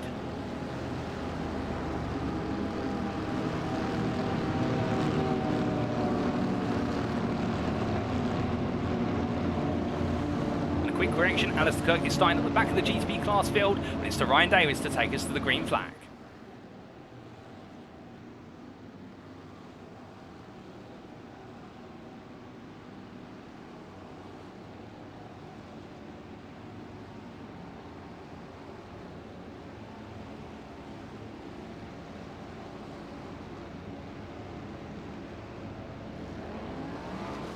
Oh, goodness me, and a major shunt there from one of the effect simulations cars. We've gone green flag racing. I believe there may have been a technical issue for one of the cars. I think that was Joshua Wilson, but we are lights out and away we go, ladies and gentlemen, albeit not the way we expected things to play out there. I hope everyone's okay behind, but David's getting a great start as a result. Paul Busby behind there, and Austin William Campbell at P3, as William Campbell is jumped by Busby off the line. They make the way up towards turn number 3, and as they do, with multiple cars impacted by that start. Meanwhile, in the GT3 class, it's Horace Stratatis who leads the field away as they make the way down towards turn number 1 here. And meanwhile, Vergalwe under pressure immediately from Ryan Moles. Meanwhile, trying to go around the outside. That's Chris Kirkland's trying to do the long deed. Will he be able to get it done? We're not quite sure, but Vergalwe right now having to work hard here to try and hold on to this lead. As Stratatis looking for the run out of 2 in towards 3. Can't quite find as they make the way on up. And meanwhile, Kirkland holds off Moles here and gets ahead in the critical start. Meanwhile, in the battle with the GT3 AM lead, it's Marsh still ahead of Deansa after the first 3 corners as they weave their way now through into turns 4 and 5. But as they come on down here, well, meanwhile, we are hearing that it was Joshua G. Wilson who was at the epicenter of that incident, albeit his pedals being stuck on his throttle pedal in particular, so there's nothing you could do in that situation. It's much like an open throttle in the real world of motorsport. If you've ever seen that happen, it's a nasty one to see, and well, you've just got to hope the driver's okay, but everyone is out of the car, and those who are affected are in the pit lane. But, well, that will be looked at after the race, but I think that will be put down to a technical issue that was outside the control of the driver. But meanwhile, Kerry Kokorin here battling on the inside versus Marvin Cruz. Daniel Page just behind, who's trying to hold off Nicholas Rice, as Rice really going on the offensive early on in this race as they make the way through in the GT3 class, as they come up through turn number 12 into 13. Right now, Page holding off Rice and Collicott behind. Thomas Barja, meanwhile, on the outside, the Rexy Privateer in the number 3, being elbowed wide there by Mark Johnson, albeit no contact between the two of them, but definitely feeding the zone. He's on the wide line, and it's not nice for the car as he makes his way out of next bend and up towards turn number 16. But as he winds his way towards the end of this lap, he's now got to try and recover what he's lost early on in this race, and a bit of contact there between what was Shaminda Dinsa and I believe Barja, as Dinsa looking up the inside, not quite able to find it, and now has to back off and return with some damage to the car. As we see Simon Hartley looks up the inside and return down the start finish straight and making their way down towards turn number 1, where it is going to be a drag race. All the cars, John Davis as well tucking in there. Davis on the left of your picture trying to peel out from behind Hartley, and it's going to be 2 into 3 wide. Going down to the braking zone here, and this is in the battle for P9 in the GT3 AM class, and in the end it's going to be a long lunge from Davies. Looks at 1, looks at 2, the wrong stuff driver that gets it right first time. Can 2 wrongs make a right? Well, he definitely is going to make a right here, as the wrong stuff driver takes the 2 place and moves up into P9 the GT3 AM class. Nice move from John Davies and seizing on opportunity. But let's not forget about our GTP drivers here, as we have got Cy Anti battling with Ben Cullen as they make the way on through. They're already coming towards the end of lap number 2, let alone the end of the first lap for our GT3 drivers, and as they make the way down the start finish straight here on the charge, we're going all the way up towards the next braking zone, and going on in here it's going to be Cullen versus Cy Anthony. Side by side they go down the start finish straight, and well, who's going to be the one who backs out this time? Will it be either of them here, or will they both commit to the battle? I think it's going to be Cullen who moves up the inside there and takes the P4 back for now. But the Welshman Cy Anthony, I think, just waiting in the wings for an opportunity to get more in the mix. You can see really tucking onto the rear of the Acura of Cullen as they make the way on through. Meanwhile, Billy Bob Ray, your GTP AM leader, he's got himself ahead of Ali Kirk as they head through what is there, turn at number 3 and wind on down now, coming on through the long right hand, and Billy Bob Ray, the Scotsman, giving himself some comfort room versus David Larson, the second place GTP AM driver. We were pro between the two of them. Now, if you're wondering why we're not going back to take a look at the incident that happened on the start finish straight in the GTP class, unfortunately the one limitation we have with an iRacing replay on these post-round broadcasts is we can't bring you replays midway through the broadcast, unlike in the live experience. Therefore, we can't go back and take a look at what happened, but a very unfortunate incident there for a multitude of drivers, and we can understand from Joshua Wilson's perspective in particular, he'll feel as though he's caused the incident with regards to the pedal staying stuck down, the throttle pedal, and well, he'll be apologising gratuitously for it, and also realising there's nothing he can do. And I'm sure after everyone's calmed down and whatnot, they'll all understand at the end of the day it's just one of those nasty things that does happen every so often, and well, those affected by it is a nightmare. Wilson back out on circuit and starting to make his way past the GT3s, albeit he's going to find himself effectively half a lap if not more down, so he's got quite a bit of work to do here as he makes his way on through the right-handers, and we're having to pick up those GT3s and showing us how it's done. They're using the downforce of the car, but he makes his way on through. Meanwhile, we look back towards your leaders, and this is 3 wide in the battle for the leader. The GTP Pro Class Busby in the middle of the road. Around the outside goes Austin William Campbell. In fact, no, depending on the inside, it's Austin William Campbell. Meanwhile, Davies going around the outside there, and the TE Sim Sport driver takes the lead of this race. A phenomenal move under braking. The 3 of them all making it through safely. And as we ride on board and look back from Davies right now, we can see that Austin William Campbell getting close, extremely close. They came through 4 and 5, but there's no way through. Neil Busby's going to think about looking for the move up the inside here as Davies has to go defensive, and it's all about the cutbacks, and everybody right now trying to flex their metal as they made the one to lap number 4. And right now this GTP lead battle, well, it's giving me echoes of Indianapolis, albeit maybe different drivers, but right now we're only a couple of laps in, and everybody right now squaring off as if it's the season finale. But there's a bit of contact there between Davies and William Campbell as they made the way on through, and as they come out of the Dunlop hairpin chicane and make the way up the hill now. It is nose to tail with the top 6 here, with Alistair Kirk trying to latch on at a distance rather than get too close. He doesn't want the dirty air in order to upset the car, and as they make the way on through turn 15 in towards 16, rolling the car up through the right hander they go. And well, right now Davies will know he's going to be under pressure here on the long charge down the start finish straight, and understandable. He's got to think about saving some fuel here. He's not going to be able to break away, and everyone else behind's now got to play the game. Or do I save fuel, or do I take track positional advantage here, knowing the fact he's going to come back against them at the next lap. And also keep in mind, we are starting to see the GT3s down the road. Midway through this next lap on lap number 5, we will start to see that GT3 traffic play a card in this battle, and that could start to see our top 5, if not top 6 in this GTP class become separated to a degree. But meanwhile, Rob Armstrong here makes his way down the start finish straight in the battle with Sam Sherwood, and Sam Sherwood, the biggest loser of them all in the GTP AM class at the start of this race, albeit I think he was heavily affected by the incident at start. Perhaps it's pushed him out of position and cost him quite a few places, but Sherwood's not going to be too pleased about the fact he has effectively dropped out the lead of the GTP AM class before he even made the first 100 metres of this race. And as they make their way up towards turn number 3 right now, well, I think for what will be Sherwood, he'll just focus on getting himself back into the race as gradually as possible as he can as they wind their way up the hill. But meanwhile, looking back to leaders here with the top 3 staying together. Meanwhile, Cullen just a little bit further back, and well, the effect simulations machines P3, P4, they're both waiting in the wings here, and they both want to try and find a way through as they make their way on through what is turn number 13 in towards 14. Right now, up the hill they go, and well, meanwhile, Kirk behind just continue to watch here behind Cy Anthony, and the two of them are rolling the way on through, and I think it really is going to become for them a game on strategy here in terms of the fact they could definitely find a way to jump over the rest of this field if they're able to stay in the pace. We do see it was one of our GT3s running very wide. They're coming out of turn number 16. I think seeing all the GT3s coming. That is Andy Skinner, who's taking a bit of a rallycross line there. I think he may have run wide, I should say, by default, and now he's just letting the car gradually navigate its way back onto circuit out of safety, which good on Skinner there for seeing the field coming on through. Unfortunate with a bit of a mistake, it would seem, but as they make the way on down, we do have a Porsche there that's missing the front bumper. That's Mark Collicott, the GT3 AM driver, who has been involved in some sort of scrap of some description, and that's definitely not come off well for the car. But meanwhile, speaking back of our GT3s, let's not forget about them as they race on here, and well, after losing one place at the start, Ryan Moles right now does have a bit of pressure building from behind in the form of Adrian Kukulas as the Australian driver from Short Competition Esports.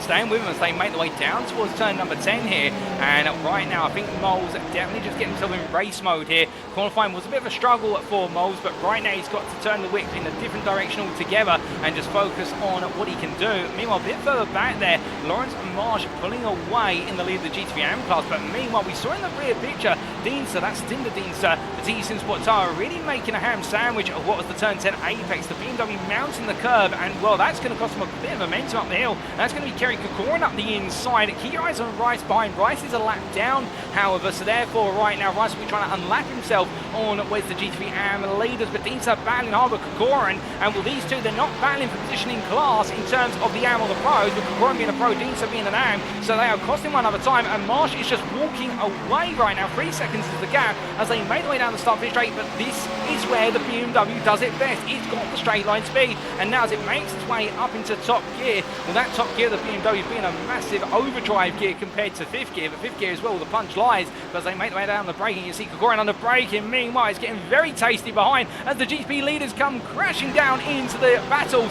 in front of them, and well, right now Austin William Campbell holds onto the lead here as Ryan Davies tucks in behind, and then it will be Paul Busby P3. Oh goodness me, it's gone very wrong there as that's Kokorin who's turned sideways across the road, and a bit of contact with Dienster, albeit I think Dienster able to get through there safely, but where the fact that two of them coming together, plus all the GTPs coming through, as the GTPs are literally scythe left, right and centre between the GT3 cars as they make their way out towards turn number 6 and 7 right now, and this is not where you want to be if you're a GT3 in the middle of a battle, because you pick the wrong side of the road to deflect to. Alternatively, a GTP just puts himself in the right place at the wrong time view, then you'll end up losing that battle. Alternatively, you may find yourself in the end just simply falling out of position, and well, Cullen versus what is Kirk, and Kirk around the outside to the inside of 11. Nice move there from Alistair Kirk as they make the way up the hill. Then Cullen, meanwhile, I think focusing on the fact that he can come back in his rolls on the start finish straight if Marsh is going to let him go around the outside going through next bend. I think Marsh will, keep in mind, of course, the GTP class drivers have to do the hard work of making the overtakes on the GT3s. The GT3s are not expected just to step aside, we should point out. Meanwhile, Paul Busby there off the road at Panasonic corner. Now, was there a bit of contact with another car? That's Martin Tilling going a bit slowly. I think the two of them may have been in a bit of an altercation as they make the way out to speed, and Tilling here creeping over to the pit line. I think there's been contact between them, and that may be Tilling's race coming ungrounded and unfounded now. Now, Busby's going to carry on. Meanwhile, back to GT3 battles. This is Conley. Conley, who's trying to make a pass on Daniel Pace. It's only overall position, but it's an important one here because Conley right now is trying to break away from what is the rival of Matt Edmondson behind. Conley up the inside, Pace on the right of your picture in the battle of the two Ferraris, the old dudes in cars machine, the ODC machine, just keeping the space open. James Conley now starting to turn up the tempo here, 10 minutes into this race and building that momentum gradually.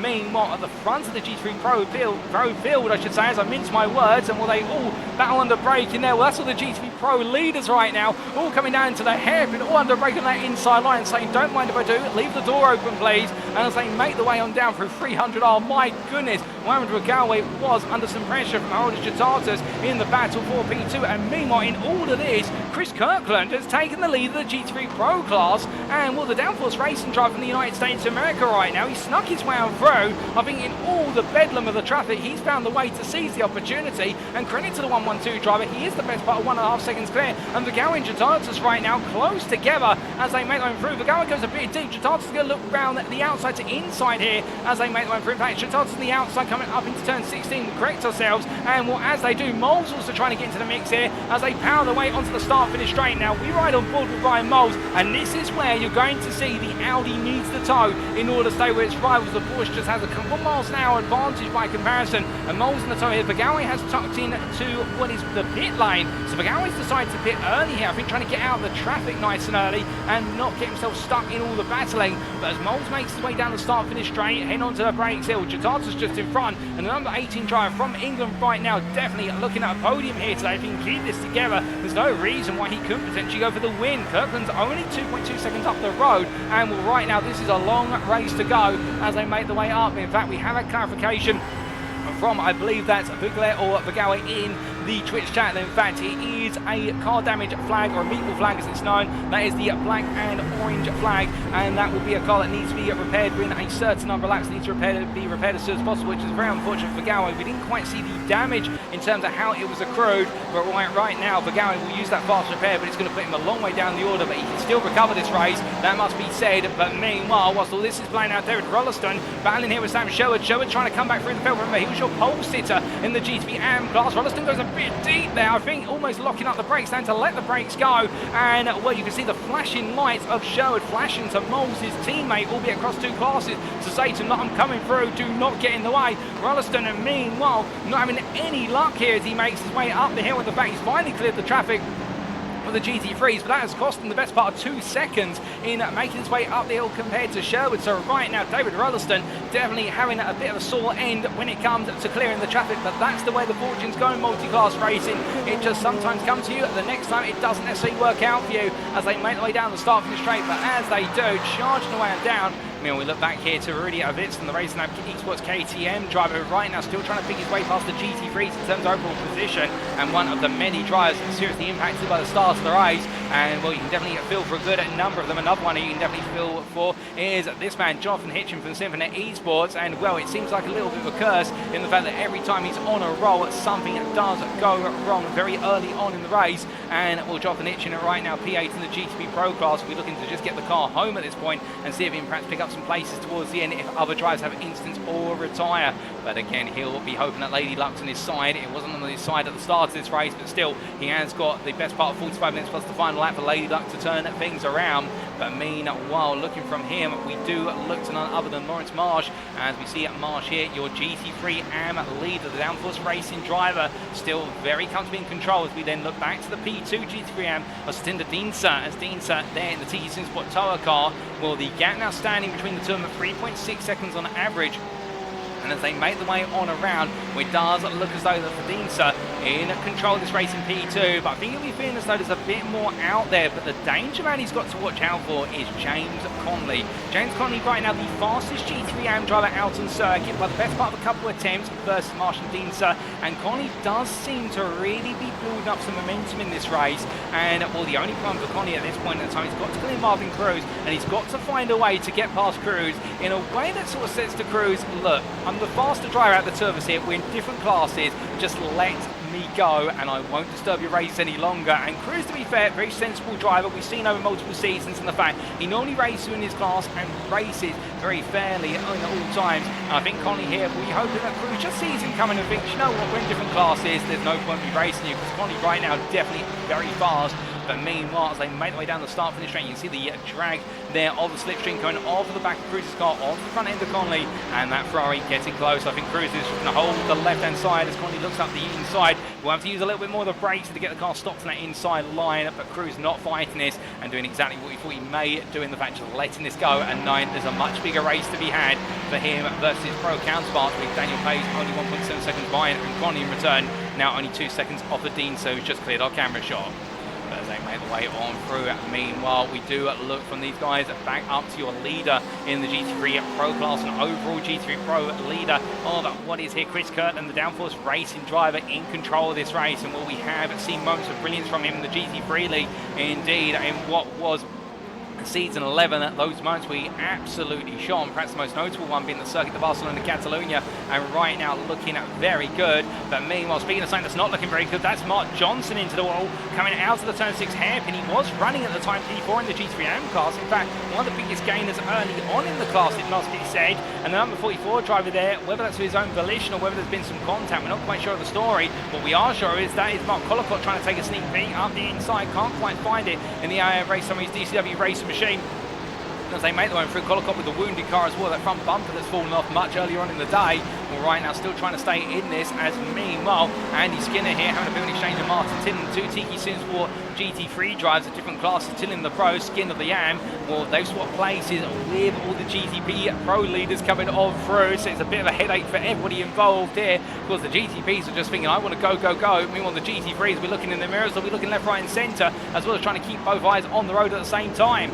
But meanwhile, as we look back to your GTP Pro leaders, this is Ryan Davies right now, with Austin William Campbell just behind, 3 tenths between the two of them here, as we are heading towards the end of the first third of this race. And, well, at this point in time, Alistair Kirk still 1 second off of these two, but Davies and Campbell are pushing one another hard. In fact, those lap times right now, it is Alistair Kirk who is the fastest GTP Pro out there in terms of the top 5 of the class. We do have some faster tries further down the field, including Jonathan Hitchin, who is setting the fastest laps of everybody, but he is effectively a lap off of the leaders right now, so therefore it is going to feel as though it's a long way down.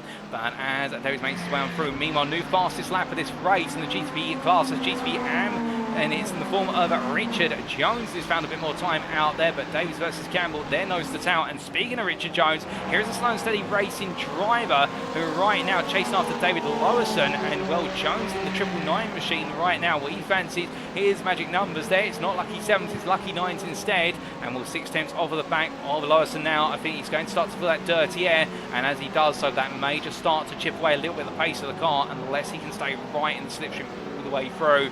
We're saying that it's a lovely run there through turn number 6. We jump on board with the Acura driver as he makes his way out of the corner.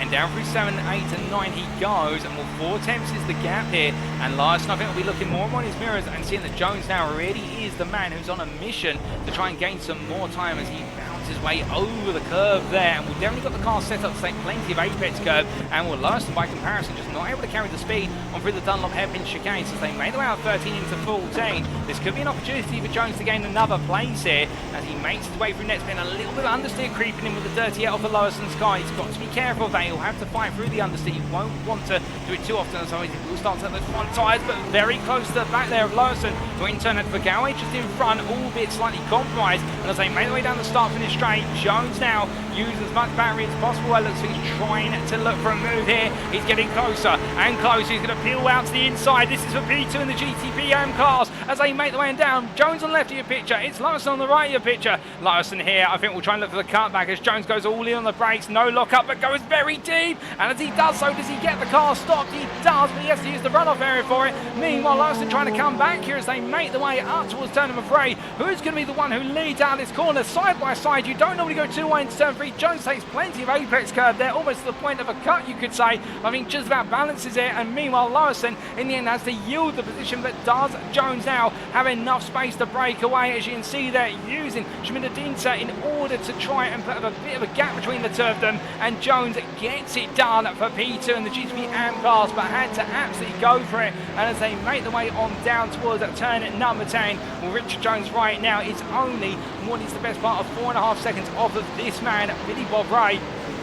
And well, the thing about the Scotsman here is the fact the Empire Motorsport driver has really been in control of this race, albeit started P3 in the class, but right now leading at 4.5 seconds clear. And right now I think he'll be feeling as though that confidence is there. But oh goodness me, and what on earth has happened? Only moments ago, Jones and Larson seem to be at a difference from one another, and now they've come back together. That's going up into next bend. And well, the 306 and what is the 999 have had a bit of an altercation, albeit not quite sure what's happened. We look away for a brief moment, and well, Jones has had to be taken to the pits. He had to be towed to the pits. Larson's going to carry on and try and get to the pits if he needs to come on in, but definitely it's gone wrong for the pair of them there. And well, we haven't got any other information other than the two of them are coming to contact going up through next bend, but a surprise and not a welcome one to be sure. But meanwhile, that means now we have another battle for Pete in the GTP AM class, and this is Sherwood versus John Doble. Sam Sherwood up the inside. Doble goes a bit deep. The TT Sport Corporate driver, I think they're just letting the brakes off, making sure not to lock them up. And Sam Sherwood moves up to P2 in GTP AM, and well, Sherwood right now, remember we said it earlier, he started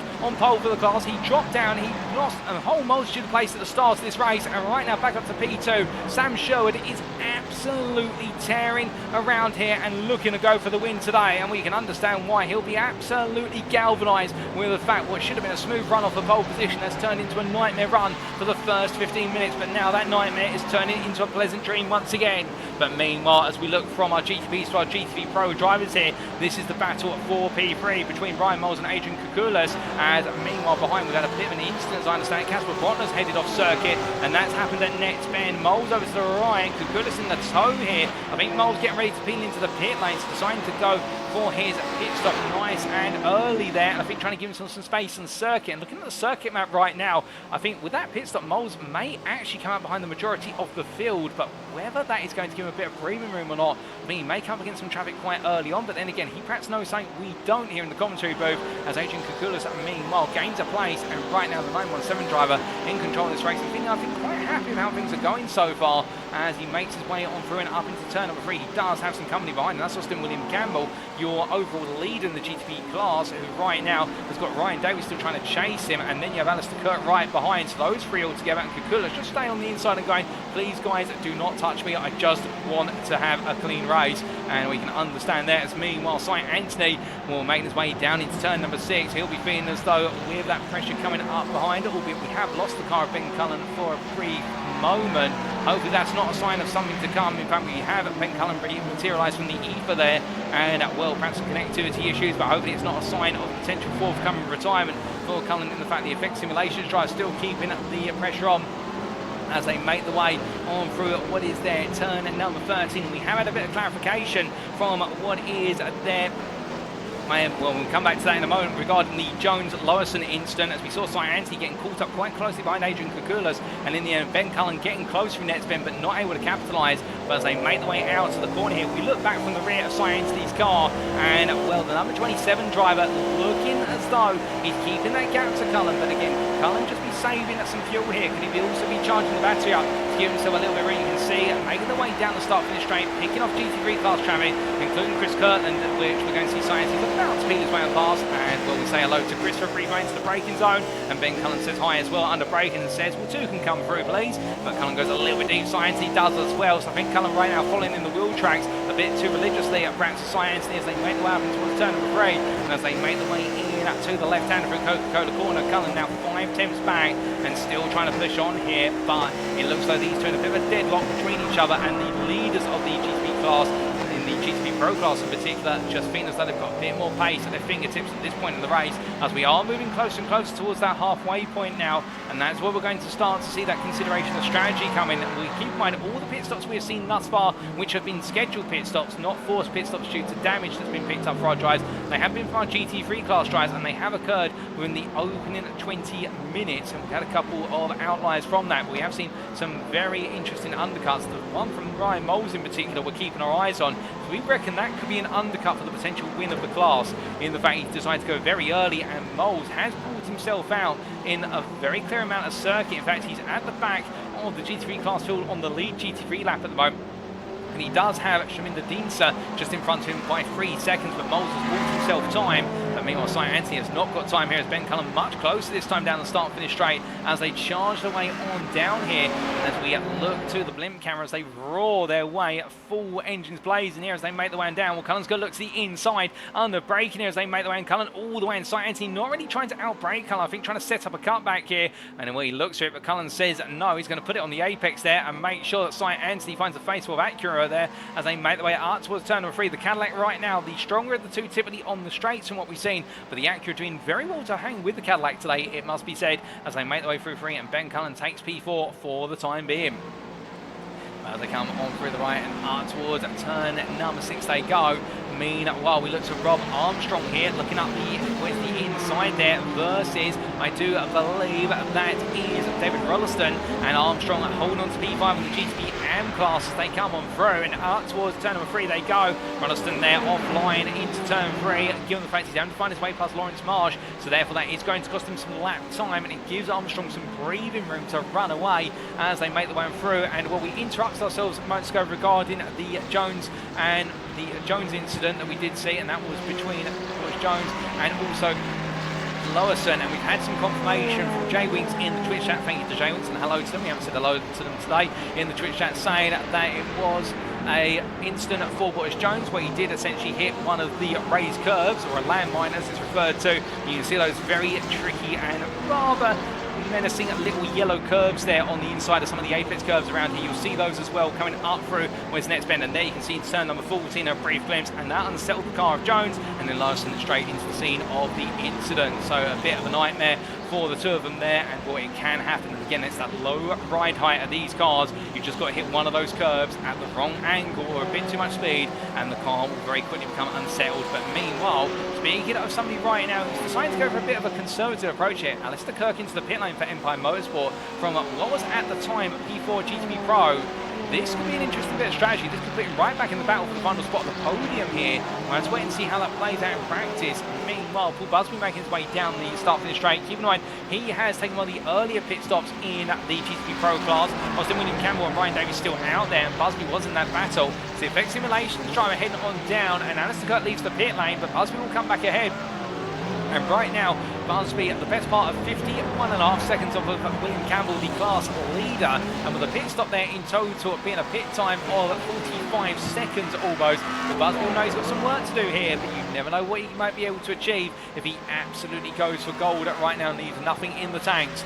Meanwhile, looking back to the G3 class, 3 wide here coming down to the braking zone. That's getting very close. Simon Hartley steers clear. That's Aaron Bagawe. Long after his repair work, trying to battle his way back past his G3 counterparts. Albeit battling with GT AMs here, not fellow pro class drivers. Makes way inside of Hartley, who backs out of it. I think sensibly recognising that Bagawe is not his rival. But Bagawe right now all over the rear of Mark Johnson as they make their way out of the corner. Well, right now the Belgian driver definitely showing he has got the speed here. But Johnson right now, I think just saying, well, if you've got the speed, go for it. And Bagawe just trying to find a place to come through as they make their way into turn number 6, and Will Johnson opens up the door there, gives an open invite, and Bagawe will come on through. But the problem for Johnson is the fact by doing that he's now going to have Hartley right behind him. You can understand Johnson didn't want to let Bagawe through until he could find somewhere he could shut the door back on Hartley and make sure Hartley didn't gain. And Johnson here holds the inside. He's got Joshua Wilson coming up behind. That's the GTP car you see from Effect Simulations, and Will Johnson here is going to have to be a bit of a nuisance to Wilson and hold him behind in order to make sure he's safe from Hartley until they come up towards turn 13.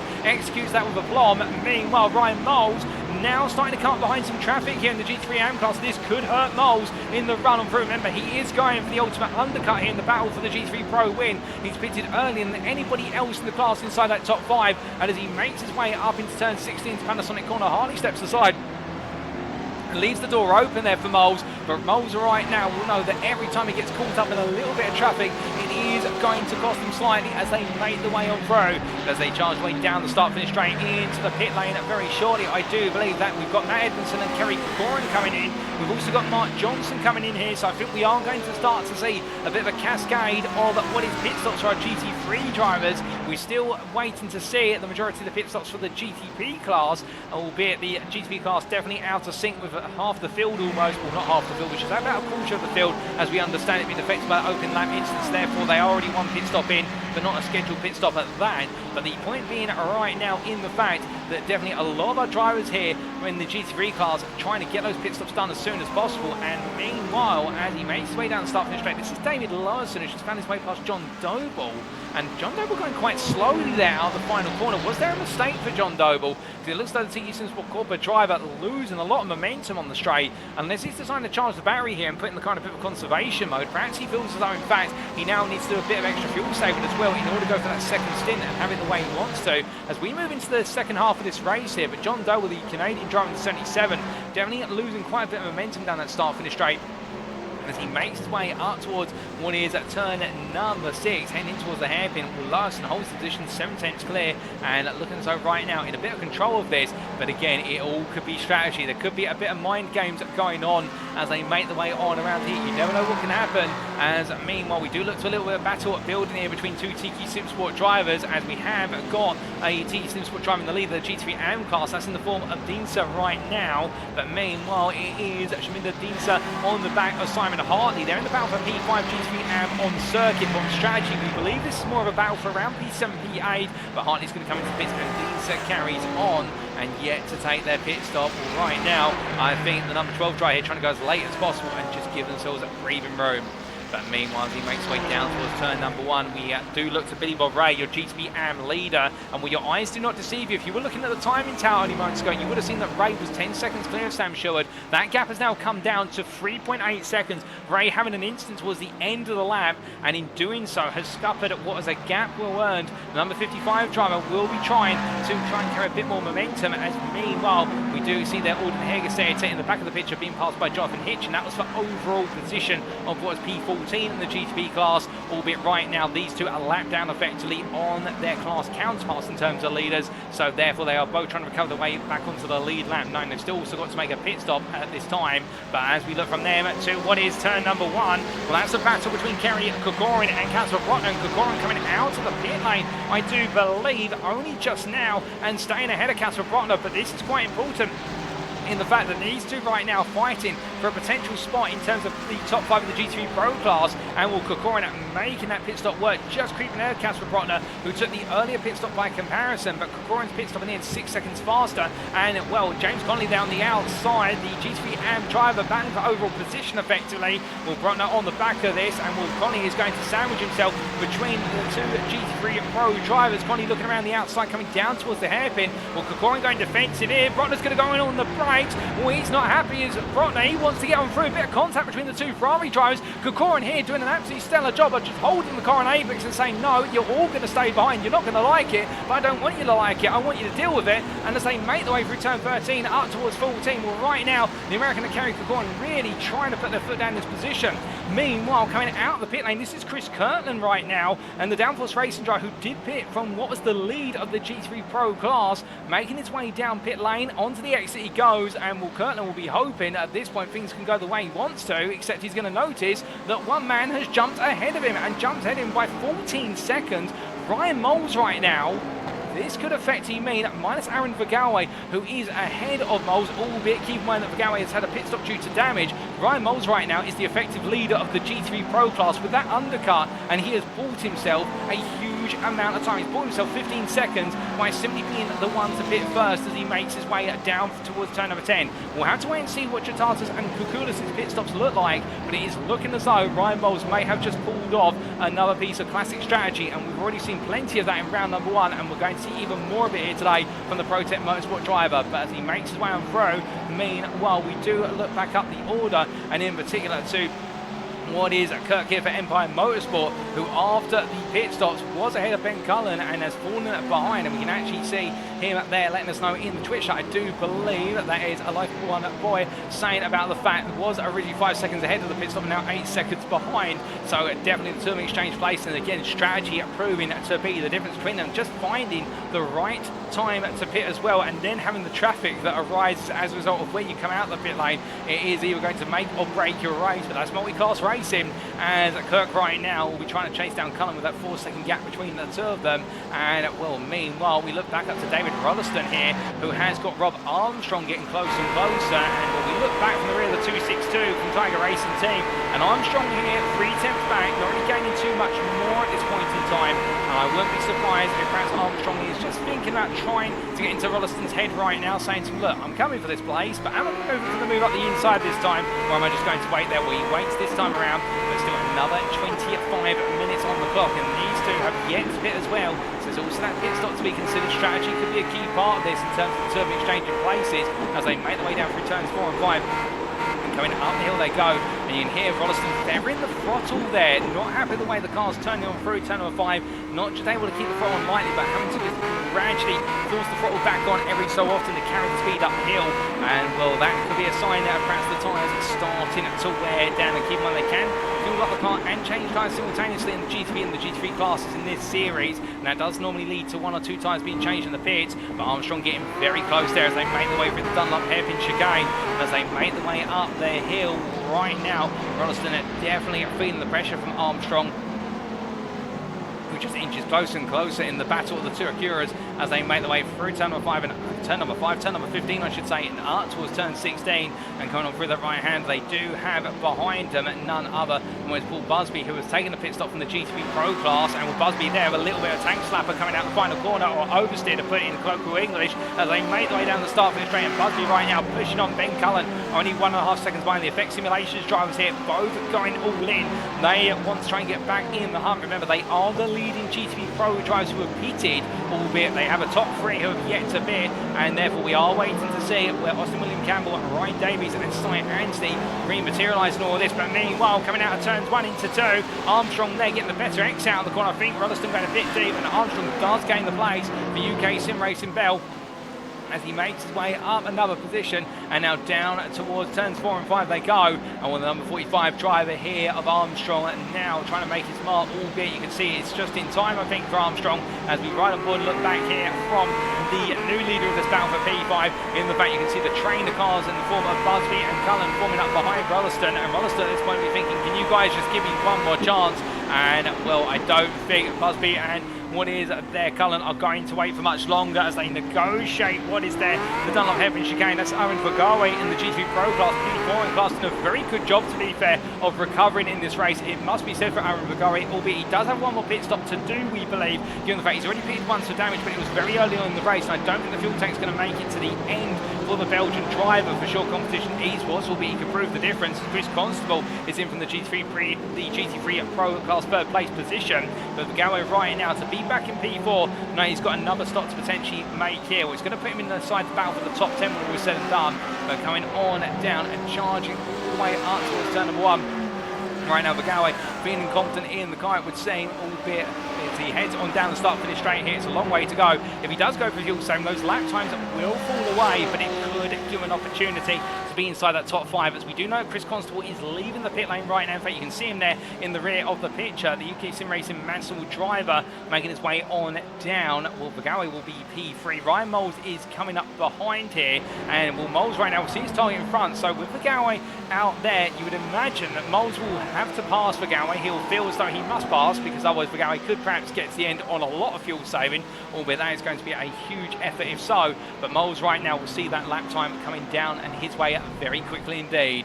But meanwhile, jumping from that point in the GT3 class back to what is two antagonists here, but it's David Rolliston is now into the fence. Paul Busby trying to go around the outside as Rolliston wants a chance to take on Armstrong. Once they come on through, Busby's going to go around the outside to inside there. Well, that is a classic switchback coming out of the corners.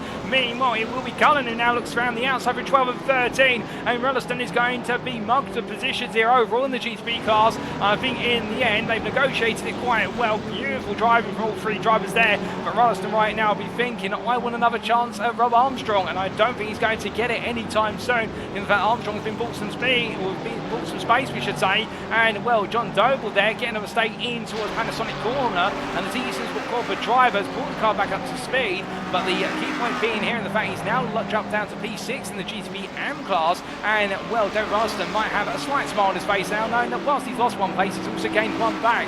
But as they make their way down the start finish straight into the braking zone. Double taking a look up the inside there of Kirk, and well, Kirk thinking about covering it off. I think also trying to say to though, well look, just don't go for it. That little bit of a weave on the braking, well, a weave before the braking zone we should say, but Doe will just staying firmly behind, I think, respecting the fact they're in a different class of race, the two of them right now, and Doe will just trying to massage the car back into its ideal condition. They make the way on through. Meanwhile, we do look a little bit further down the order and back to our GT3 class drivers here. And well, speaking of things getting a bit tasty in the GT3s, well, here's two names that right now in two different classes of GT3. It's the pro ahead of the AM, where it's Corcoran ahead of Edmondson, and Edmondson P5 in the GT3 AM class. Well, not quite on the form of potentially being able to make it 2 wins out of 2 following Indianapolis last time out. But the key point being for the 176 driver here with 20 minutes to go. He has got Corcoran and then James Conley only a further second ahead. So if Edmondson can find a way through, he may be able to make some progress. But meanwhile, into the pit lane, well, here come our GTP AM leaders of Billy Bob Ray and Sam Sherwood. They finally decide to relent and relinquish their space on track. Meanwhile, David Lawson carries on, so Lawson will go on to lead a lap of the GTP AM class of this race, at least one lap for Symphony Esports driver. And well, meanwhile, the question on everyone's lips right now will be in regards to who is going to be the leader when all this is said and done. Will it be Sherwood? Will it be Ray? Alternatively, will we have a different strategic leader, as we do also have Armstrong trying to battle his way here with Rolleston once again. And well, Rolleston's got the inside there, and we're going all in. Well, these two right now in a bit of a rivalry, and indeed this could be a rivalry that's going to go on for the season, this right? In fact, Rolleston has found his way back past. Armstrong made to go the long way round, then kind of a bit too much speed and has to use the runoff area and the raised curb in order to set the car down. And as the curb puts himself between the two and says, don't mind if I do. And Armstrong in, the engine's having to watch and wait. But meanwhile, leaving the pit lane, that is Sam Sherwood, and with that, Billy Bob Ray currently making his way out the pit lane as well. Sam Sherwood takes the lead of what is the GTP AM class effectively once all pit stops are consolidated and considered, as then it's Billy Bob Ray a further 12 seconds behind, with a much longer pit stop by comparison. And Sam Sherwood with only a 10.3 second stationary stops. That's fuel and nothing more. So Sherwood here perhaps gambling on just going all in here with regards to fuel saving, not changing the tyres of the car, and just a little splash and dash to get the car to the very end. But as they make the way on around here, Sherwood definitely right now looking to control this race as he heads on through, and well, he'll just be looking to take it easy. He's bought himself a big gap and he just needs to manage it. He also has one accolade up his sleeve, which is he took pole in class by the best part of half a second, and that is always a huge confidence booster. It gives him more options here in terms of he turns the pace down by 10%. He may feel as though that he's still got enough there to be able to match the pace of the cars behind, and therefore he can dictate the terms of the race compared to his rivals who have to push harder to find a way past him, or at least to catch up to him, we should say. But as we move into this final third of the race, well, we talked a lot about further down the field, but we haven't talked about our leading driver here in the GTP Pro class, Boston William Campbell. He is one of what is 3 drivers in the GTP Pro class in terms of the top 5 who has yet to take a pit stop. And well, the 555 driver here, he is currently wins the best part of 7 seconds clear from Ryan Davies, and looking to be fully in control of this race so far. Again, we don't know exactly how it's all going to fit together. In the fact, we do know that it was a pit stop time of what was 44.5 seconds for Paul Busby for effect simulation. So we would expect the gap that's created by the pit stop is somewhere in the region of around 50 seconds when it comes to strategy. And well, the gap to Busby right now is 54.5 seconds. So if we saw Campbell come into the pits, could we presume that perhaps it will be around 5 to 10 seconds between them? That would be our best guess there. Boston William Campbell in control of this race right now as he makes his way through turn number 3. Meanwhile, Ryan Davies in the TT Sport 85 as well, looking good here for an opportunity to finish inside the top 5. Was battling hard early on, and then we do have a further, what is 8 seconds back Cy Anstey. But this top 3 have separated quite a bit here, so it'll be interesting to see how they all fit back together with the main pack that's already pitted when all is said and done.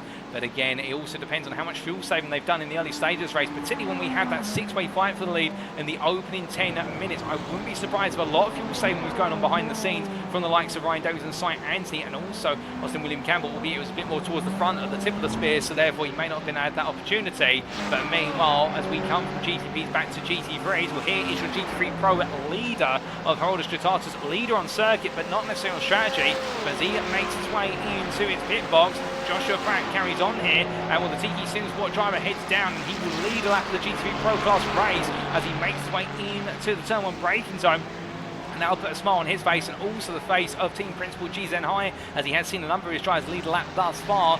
Jotatis already leaving the pit lane here, and well, as he makes his way on down, we look to the blimp camera, but where are our other GT3 Pro drivers? We've got Vergawe and Moles. They're on the start-finish straight, but they're a long way away, albeit it's a very long pit lane. Lithuanian right now will be inching forward in his cockpit, hoping that pit lane can come faster and faster to its end, but Jotatis in the end, with what was a 13.5-second stop, retakes the lead of the GT3 Pro class on strategy. It's Pratt who leads on track, but it will be Jotatis who leads based on strategy in terms of that pit stop. And there is Vergawe in P3, and Ryan Moles is closing. He is closing very fast. In fact, on that last lap, Moles took half a second out of Vergawe. But the point being here that Moles has got a lot to do in the final 15 minutes if he wants to try and be on, well, he'll be on the podium by default if we assume that Pratt's pit stop will put him behind these three. Then he's got a lot of work to do if he wants to take P2, let alone take the win of this race, with the fact that Jotatis right now will just simply be trying to hold that gap open. And well, the top four separated by only 5 seconds in the GT3 Pro class, we could have quite the battle on our hands at the very end, if not just for P2 for that win, and it's something we would love to see. But meanwhile, speaking of battles that have been brewing, this is your GT3 AM lead battle here between Lawrence Marsh and what is Satinder Dinsa. And well, these two, they were separated by 4 or 5 seconds, but after pitting, it seems that Dinsa has had a 5-second faster stop by comparison, and Marsh right now looking at to try and hold on, albeit he'll have a bit of an interruption there from Alex Hill, who comes on through the Tiki Simsport driver in the GTP class. Well, Dinsa right now steering clear, and I think wary of the fact that Busby and Cullen are both going to go around the outside here, and as they make their way down towards the braking zone, or Cullen looking on but not able to get involved. But we jump on board with Dinsa as he weaves his way on through turn number 11 up towards 12 he goes, and well, Marsh is very close, and what Dinsa needs to think about here is, well, besides the fact he's got GTP Sunny in front of him going through turn number 13, but left the door open nicely there, all he's got to think about is staying right behind his rival as they make their way into the start finish straight, because if he can do so, the BMW should have the speed to be able to look for a move into turn number 1, and then it comes down to how confident Marsh is on the brakes of that Porsche. We know that Porsche's got some of the strongest brakes in the GT3 class, if not the strongest. The BMW by comparison is okay on the brakes, but not in the same caliber, and once they make the way down, you could already see their Marsh trying to take a little sniff at the toe of Alistair Kirk in the GTP. That GTP now well up the road, there's not really going to be any more toe, and Dean's getting closer. You can see Marsh already trying to break the toe a little bit again, a little bit of a bob and weave. You'll get away with a couple of those, but not too many. Dinsa thinks about it. He really is inching forward here, but he can't quite get close enough to go all in on the move. And as they make their way out of turn number 1, we can see biscuits written on the back of Marsh's car. Perhaps he's hungry, not just for biscuits, but also for the win here. And having an appetite like that, it means that right now he'll be salivating at the prospect of trying to put himself on the top step for the first time this season as they make their way down. They're going to have Roddeston going around the outside of them there. That's going to pin them both to the inside line. It won't really have an effect in the favour of one or the other. Oh, goodness me, and that's a car looking the wrong way. That's Nicholas Rice, who's got it very wrong, coming on out of what was there. Turn number 5 into 6, car in the wall for Nicholas Rice, and well, he's had to be towed to the pits immediately, and thankfully Rice able to get the car off the circuit there for his own safety. And indeed, this battle right now not compromised the result, but Dinsa looks up the inside, he goes all in, and Marsh gives him the space, a little bit of rub between the two of them, but Marsh knows he's got the inside into turn number 11. He doesn't need to worry that time around, but now he'll know that Dinsa will be willing to go for it from what is 2 to 3 tenths back into the heaviest of braking zones here at this circuit, and that is something now that you'll constantly have on your mind as a driver, and the fact that the driver behind is fearless in trying to go for those lunges. And will Dinsa, to be fair, that's about as good as you're going to get into turn number 10 in terms of going all in and sending it. And as they make their way through, great racing between the two of them so far, and I think this is just the start as they make their way on down towards turn number 16. Now as they charge their way on down towards turn number 1, once again here, Dinsa this time 3 tenths is the gap, and the BMW once again with its 6 cylinders supported by the turbo. No turbo for that Porsche, all done on the engine, and as they make their way down towards turn number 1, Dinsa this time much closer, pulls out to the inside immediately. Marsh not really able to defend too much here, but does try to squeeze a little bit towards the apex. They both fight for the apex here. Dinsa does get his nose in. Marsh lets the car run out wide, builds up speed on the exit curve. And as they make their way down, Dinsa will have the grunt as they accelerate up towards turn number 3. But look at Marsh, right your picture on the inside into Coca-Cola corner. Dinsa's going to have to sweep it around the outside, and he does exactly that. The Tiki Simsport Tower driver does not back out, and Satinder Dinsa takes the lead of the GT3 AM class with only 11 minutes left on the clock. Can Marsh come back at him? We'll have to wait and see. But it looks like Dinsa right now is starting to pull away to the tune of 6 cylinders of BMW M machinery and all the Porsche. Meanwhile, looking in the background here, I think for Marsh it may be about P2 now, but as they make the way onwards, meanwhile a bit further back we've got a growing battle here in the battle for P5 in the GT3 AM class as well. It's the Rexy machine of Barjot ahead of Davis with Shaminder Deansa just behind, and these two nose to tail with Jonathan Hitchin also trying to squeeze into this fight as they make the one for Hitchin making his way around all three of them now. But you can see the wrong stuff, Ferrari 296 being reeled in by the Tiki Simsport Ferrari of Deansa as they make the way. Deansa hot on the brakes there, goes very late on the brakes. I think he might have mistimed his braking zone. Well, to be fair, safety gets on through, but then Davis simply says, don't mind if I do, I'll take the back off of you, thank you. And as they make the way down towards turn number 10, well right now Davies definitely doing everything right in terms of holding on to that position, and Barjot just being given enough premium. That's also Mark Johnson on the back of this, and Johnson right now, he'll be absolutely itching here. Johnson, in the fact, had an instant early on in this race which dropped him a bit further down the order than he would have liked, and right now the UK Sim Racing Mansell driver can still finish in the top 5 if he picks off the 3 drivers in front of him in 10 minutes, and well, that sounds a lot easier said than done, and you'd be right on that for the simple reason battling here at Fuji is about multiple corners. It's not just about one braking zone, and indeed you may be ahead into the next lap, but by the time you finish on that start-finish straight, where are you going to be? You're going to be under pressure in a battle under braking. As they make their way down the start-finish straight, going past, and that's Rob Armstrong, the GTP AM driver. They build up speed here, and Will Johnson will know that in the tow of these cars, he's not really going to gain too much. Everybody equalised here. The tow doesn't really count for too much. The only driver who will be suffering a little bit as a result will be Barjot in the Rexy machine at the front of this group, as he hasn't really got anybody to give him the slipstream. But meanwhile, Johnson goes away on the brakes. He sees the doors open, but he can't get Deansa to outbrake himself there, trying to send the stamp from far back. But meanwhile, Davis does go a bit wide. It's going to let Johnson go to the inside of 2. It's going to be 3 wider into turn number 3. Surely they're not all going to commit to the corner. Here they go. Johnson's between both of them. Contact between Deansa and Johnson. They both go around. Davis is connected as well, and it ends up in disaster for all 3 of them there. As meanwhile, making his way through the collective carnage is Simon Hartley. He picks off 2, and he's going to look around the outside of Shaminder Deansa for 3. Can't quite find it, so Deansa does hold on to P6, and meanwhile Barjot's going to look in his rearview mirror in a minute and wonder where have the trio gone, and he'll be told by the team principal they've all had a bit of a moan at turn number 3, and I think right now the Porsche 992 driver will be happy with his P5 that's gradually coming to him. Hartley meanwhile is not giving up on this battle for his P6 in the GT3 AM class as they come on down to the braking zone, and as they make the way on through. Well, right now it's going to be Deansa as to defend. Meanwhile, really a Witzland, he's just going to feel as though he's having to inch and tiptoe his way around Hartley here. Meanwhile, he's got a bit more speed, and I wouldn't be surprised if Deansa's got some damage to the car. Hartley on the inside into turn 13, so the gloves are off between the 2 TU Simsport drivers here, and well, Hartley gets the move done, not without a little bit of contact, but they both just about make it through in the end as they come in towards turn number 14, and we're rolling on through. Simon Hartley in these late stages of the race now starting to feel a little bit more adventurous, albeit Shaminder Deansa looks up the inside, and that was very close, and that's what we meant earlier when we said about turn 16. It's the corner of how many wide, for the simple reason it's such a wide corner towards the apex, and you can take many a different approach there, but in the end Simon Hartley does take the place for now, albeit on this start finish straight things may change. Meanwhile, behind them, battle for P5 in the GTP Pro class. This is Busby versus Kirk as they make the way down. David Lowson into the pits in the GTP AM lead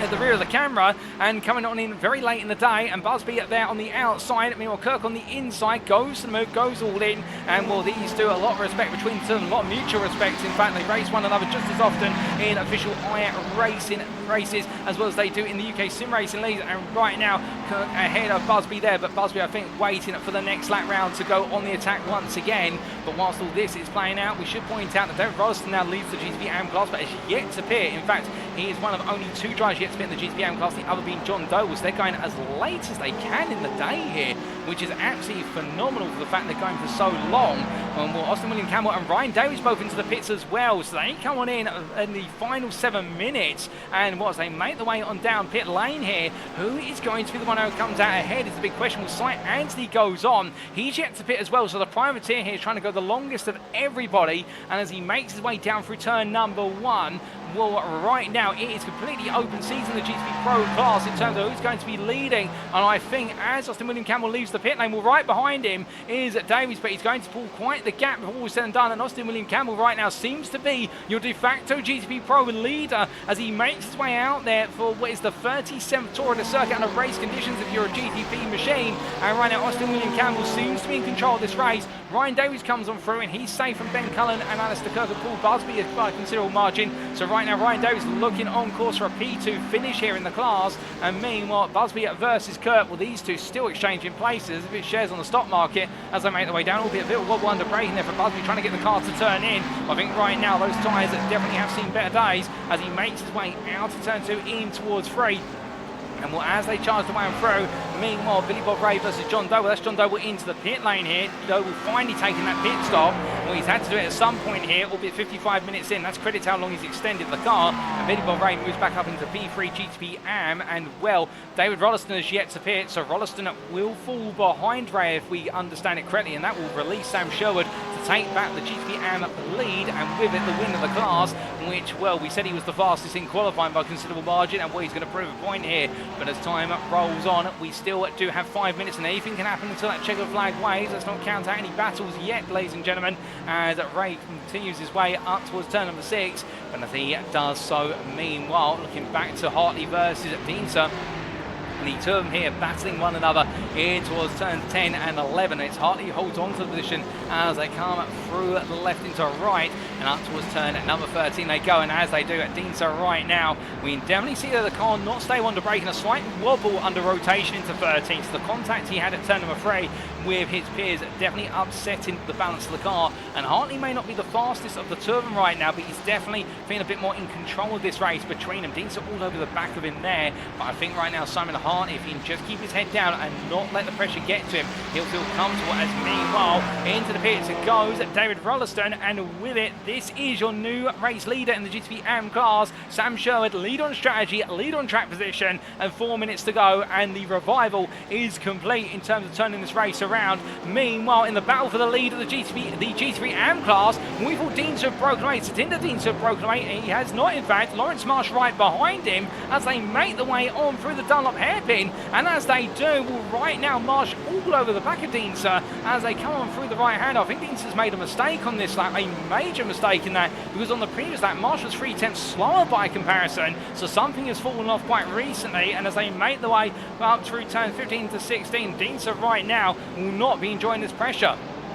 As they come through the right hand out of turn at number 16. 90's got the speed on the start finish straight. The only thing we can imagine here is, did he under fuel perhaps, and he's not got enough here to be able to run that BMW at full velocity down the straight, and therefore he's having to fuel save as much as possible and just letting Marsh stay with him, which if so, Marsh here will feel as though he's got some wounded prey to try and feast on as they make their way down towards turn number 1. And Marsh right now, with the Welsh Dragon absolutely flying high on the left of your picture as they make their way into the braking zone. He thinks about it. Dienzer leaves the door open slightly. Marsh is going to oblige by getting his nose in there, but in the end it's too tight of an apex for him to extend the throttle, and as a result the 22 driver falls back, albeit I think he knows that he may be able to push his advantage. He has got a couple more laps in which to do it, but again, time is running out here. He can't dilly-dally with this. He is going to have to maintain that pressure. As meanwhile, Wilson makes his way around the outside there, and again you can see as they make the way uphill, Marsh carrying more speed up towards the braking zone as they head in towards turn number 6. The Porsche's advantage being made clear, and well, now it's going to be Marsh who gets the better X out of the corner, and now they will be side by side coming on through 300R.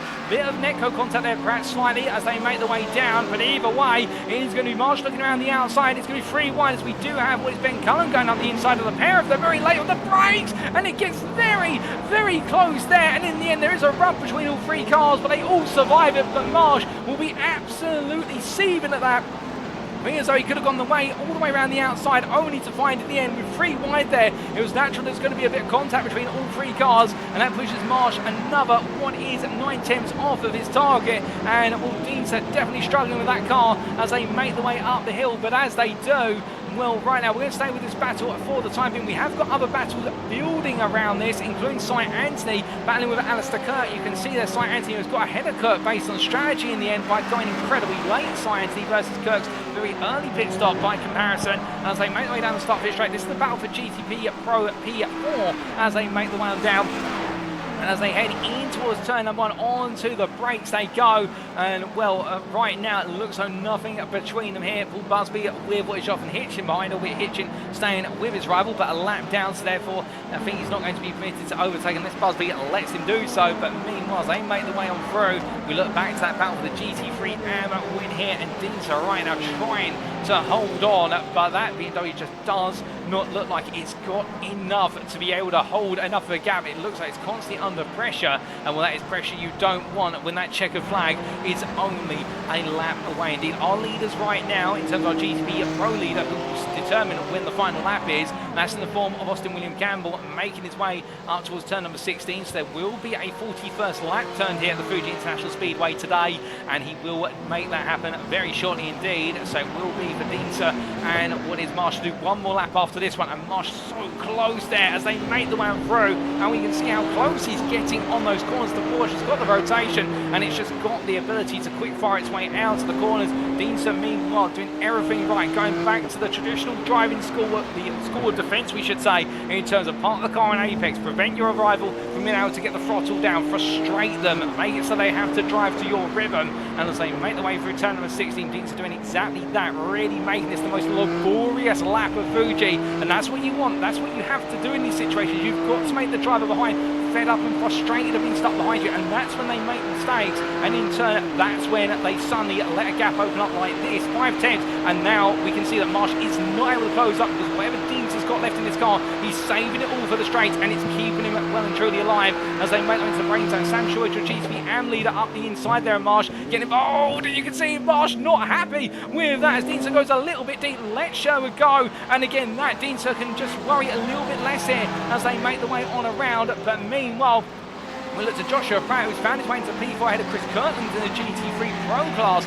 as they make the way down towards what is at turn number 10, and will Pratt having to defend it versus Kirtland under braking in to the hairpin. He's going to do so here, and Kirtland meanwhile has fallen out of favour since a very good start to this race, but as they make the way through, the one driver who is in true favour, as we see their sight anti as the curtain nose to tail, is this man as he weaves from side to side down the straight. He is going to take that checker flag, and it will be a flawless drive to victory for Austin William Campbell from Symphony Esports, who takes his first win of the season in the GTP Pro class, and then it will be shortly after him, 9 seconds back, it'll be Ryan Davies who finishes P2 at GTP Pro, and then we will have Ben Cullen come on through for what will be in P3 GTP Pro podium there for Effect Simulations. But as they make their way down, Sight Anthony versus Alistair Curtis, a drag race still aligned, and it's going to be Sight Anthony who just inches ahead as they make their way across that finish line, and that should top one in the GTP Pro class. But then we have to look to this man, ladies and gentlemen. Give a round of applause to Sam Sherwood from Protect Motorsport, who has been a tour de force tonight, and a great recovery drive from P6 after that difficult start to the race. He's your GTP AM winner. We have also had quite recently the run through for what is your GT3 Pro winner, Haroldas Stratatas, who took the win over Ryan Moles and Adrian Kukulas, and then we will see Satinder Dienzer, who holds on just about in the GT3 AM class, at a Lawrence Marsh to take the win of the class in the end. The TU Sport Tower driver, whatever was plaguing him in those final 5 minutes, he was able to stem it and keep it at bay. And then Mark Collicott will creep on through here for AI Race Summaries DCW Racing, perhaps the silent but deadly drive of today, and the GT3 AM driver taking the 3rd spot on the GT3 AM podium, and a great points for the number 5, and we're just ahead there of Daniel Pace, who finished just behind him. We still have some finishes to come, including the 3rd place finisher of David Lawson, the GT3 AM class, but Bob Ray did cross the road 14 seconds up the road, and therefore we didn't quite catch Ray coming across the line, but David Lawson taking up that 3rd place spot. And then it is Rolliston at P4 in the GTP AM class, just ahead of Rob Armstrong in the end, but the two of them definitely forming a rivalry, which we'd love to see today. And it was they all come through. Thomas Barger holds on a P5 in the GTP AM class. The Rexy machine takes its first top 5 of the season. And, well, we are going to see Jotatas make his way out to the pit lane there, the over limit racing driver from Lithuania. It was a fantastic drive at the end. We weren't quite sure where it was going to be on strategy, but in the end, he got it absolutely right in the GT3 Pro class. And Ryan Moles with the undercut of the season thus far, making it a phenomenal run to P2 there, and ahead of Adrian Kukulas, and in the end a difficult end to the race for Aaron Vagawe, who with that retirement right towards the end will be classified as P10. I think the car may have just fallen a little bit short there based on what our timing tower is telling us, but that concludes all the racing here today, ladies and gentlemen. All the drives are across the finish line as we are to understand it now. I don't think anybody else is racing. No, they're all on cool down laps, so a fantastic race from start to finish here at the Fuji International Speedway. And well, there's only one thing that we can do now, and that is take you through those race results subject to any stewards' inquiries, and here they are. So we start off, of course, with the overall finishing positions to give you a flavour of where all the field finished together. And as we can see, overall and GTP overall winner there, Austin William Campbell for Symphony Esports, taking that win by 9 seconds over Ryan Davis for Tiki Sim Sport in the second round of the season. Effect Simulations Ben Cullen fighting on for a third place spot there in the podium. That completes your GTP overall and GTP Pro podium as well, with Sight Anti just finishing what was half a tenth clear of Alistair Kirk at the line there, the prototype of the Empire Motorsport driver. Paul Busby P6 for Effect Simulations, 10 seconds clear of your GTP AM winner, Sam Sherwood P7 for Protect Motorsport, and in the end, Will Sherwood taking the win by the best part of what was almost 30 seconds over Billy Bob Ray at P2 there for Empire Motorsport, and then David Lowerson completing the GTP AM Pro podium there in P9 overall for Symphony Esports. David Ralston just behind by 8 seconds, holding off Rob Armstrong to the line, and Rob Armstrong best the rest P11 for UK Sim Racing Bell. But now we're going to focus on our GT3 class overall winner, overall podium, and also our individual class overall finishers there for the GT3s. And as we can see, P18 there, Herodas Jutatis, the over limit racing driver, well, the GT3s finishing at 5 laps down in the end for the GTP winners, but still Jutatis holding on versus Ryan Moles of Protect Motorsport. And very interesting to see two different approaches to this race. Jutatis going all in with regards to pace, meanwhile Ryan Moles decided to go with the strategic approach, and in the end the Audi R8 wasn't necessarily the car expected to win here today. I think Moles will feel as though he was the winner with that P2, but nothing can be taken away from Jutatis, who in the end held off the pressure from Aaron Vergoe and just steered clear to victory. Adrian Kukulis rounded off the GT3 overall and also the GT3 Pro podium there, the Australian for sure competition esports, and then we see P21 Joshua Pratt for Tiki Sim Sport in a late charge through the field ahead of Chris Kirkland, who fell foul towards the end for Downforce Racing, but that's your GT3 top 5 overall. Behind them, Satinder Deansa, P6 GT3 overall, but more importantly for him, holding on for the GT3 AM win for Tiki Sim Sport Tyre, head of Lawrence Marsh, P23, P24. And the Downforce Racing drive will be ruining what could have been today in terms of that first win of the season, but definitely both of them there pushing hard for the win, and Deanster coming up on top. And then we can see P28, your final spot on the GT3 AM podium, goes to AI Race Summaries DCW Racing's Mark Collicott, P28 overall.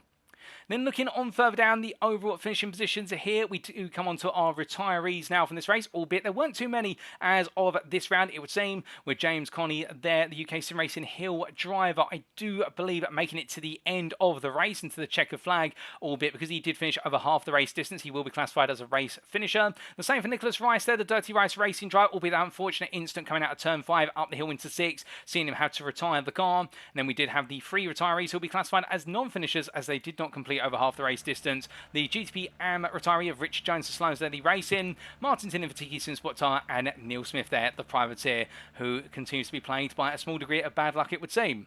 But now we come on to the individual class finishing positions, starting off with the GTP Pro class. And as we can see here, Austin William Campbell, the Symphony Esports driver, taking the win by 9 seconds over Ryan Davis of Tiki Sim Sport. And then Ben Cullen round off the podium there for Effect Simulations, a further 5 seconds back. Sight Anthony and Alistair Kirk in the great battle, albeit strategy working out for Sight Anthony, but it not working out today for Alistair Kirk. But in the end, the two of them coming together and only being separated by less than a tenth at the end of the finish. And then we see Paul Busby at P6 there for Effect Simulations, ruining up what could have been today, and another difficult day for Busby. And well, will it be bad luck a third time at Spa, or will he find a way to turn things around? We'll have to wait and see, but we do know the Effect Simulations driver does love the Spa-Francorchamps circuit.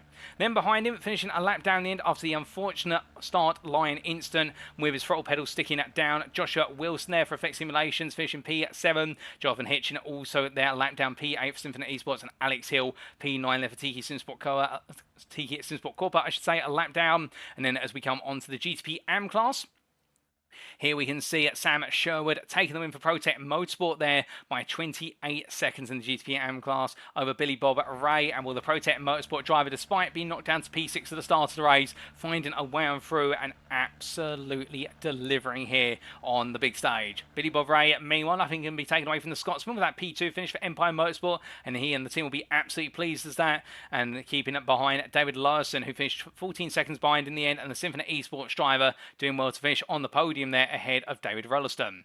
Speaking of the Tiger Racing team driver, he held off Rob Armstrong in the end, 2 seconds between the two of them, and then John Doble P6, they're finishing a lap down in the class. The TE Simsport Corporate driver, a couple of spins, and those spins cost him dear when all was said and done, it would seem, albeit it was ahead of Alden Hegerset to the Racing Lab Esports Moser driver, who finished a lap ahead of sister driver from Racing Lab Esports KTM, Rudy Avitzlam, and then the sole retiree of Sloan Steady Racing's Richard Jones after that hit on the bump coming through Netspend.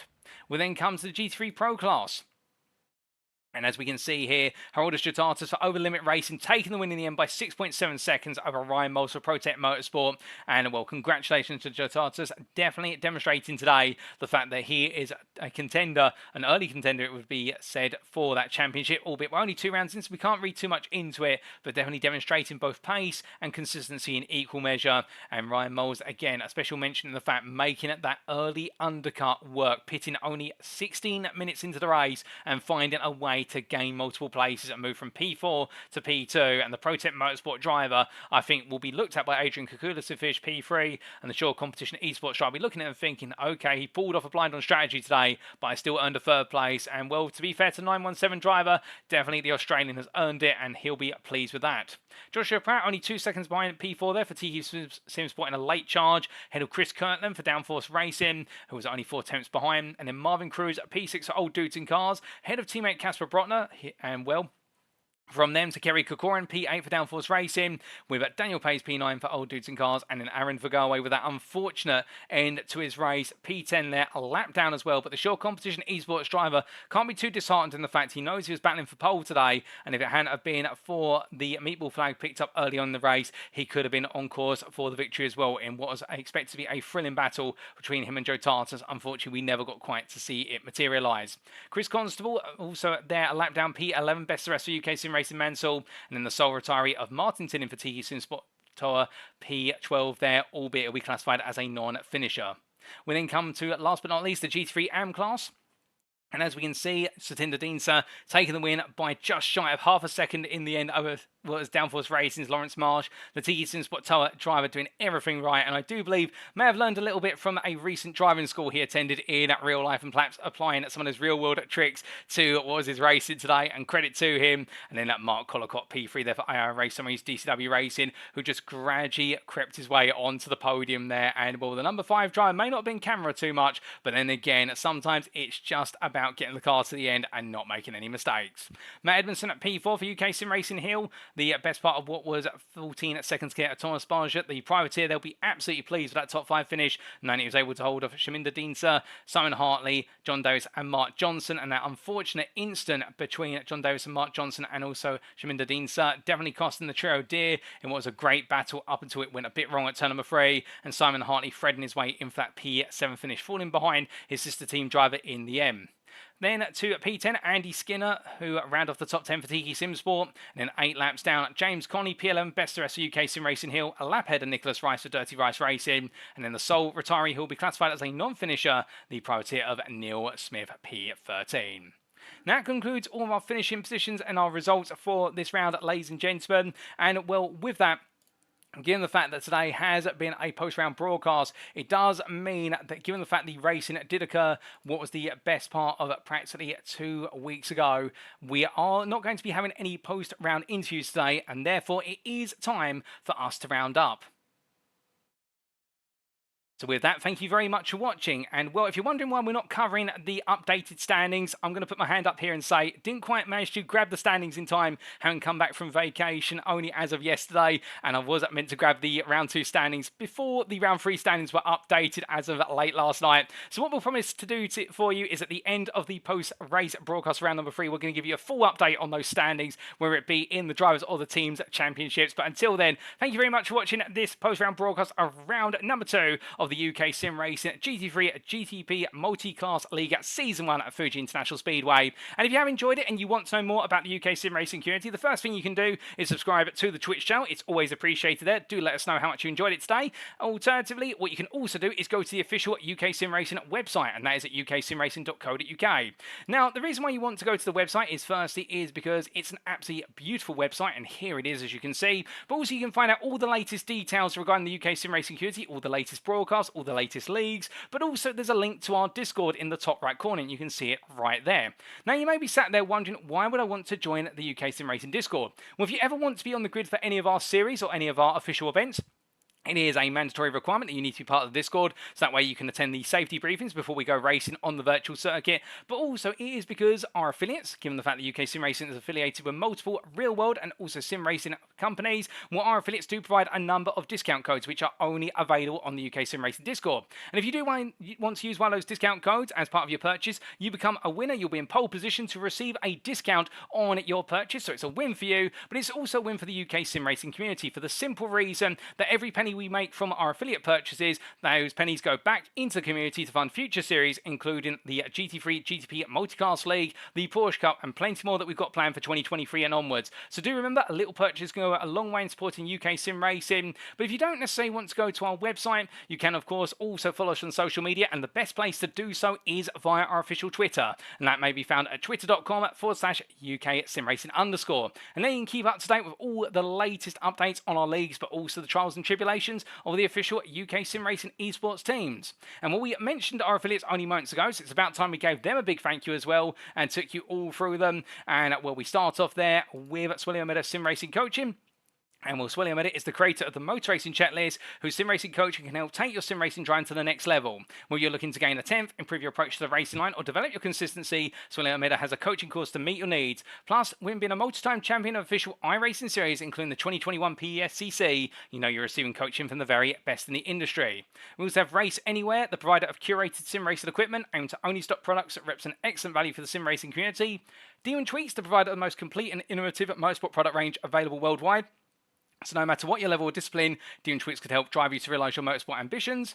SimLab, the leading manufacturer of high-quality sim racing-related hardware. As a proud partner of Mercedes AMG Petronas Esports, SimLab aims to enhance virtual racing experiences with uncompromising solutions that push the boundaries of esports, and with in-house engineering and production facilities which combine Dutch design and high-end craftsmanship, they make SimLab the go-to brand for quality sim racing rigs. We also have Amazon there, the company striving to be the Earth's most customer-centric company, the Earth's best employer, and the Earth's safest place to work through the provision of concepts pioneered by Amazon, which do include, but are not limited to, Amazon Alexa, Amazon One-Click Shopping, and Amazon Prime. And then lastly, SRC Driver Academy, a division of Sim Racing Community. Elevate your sim racing skills with SRC Driver Academy. Their team of experienced professionals is dedicated to helping you reach your full potential without compromising on quality. But why choose SRC?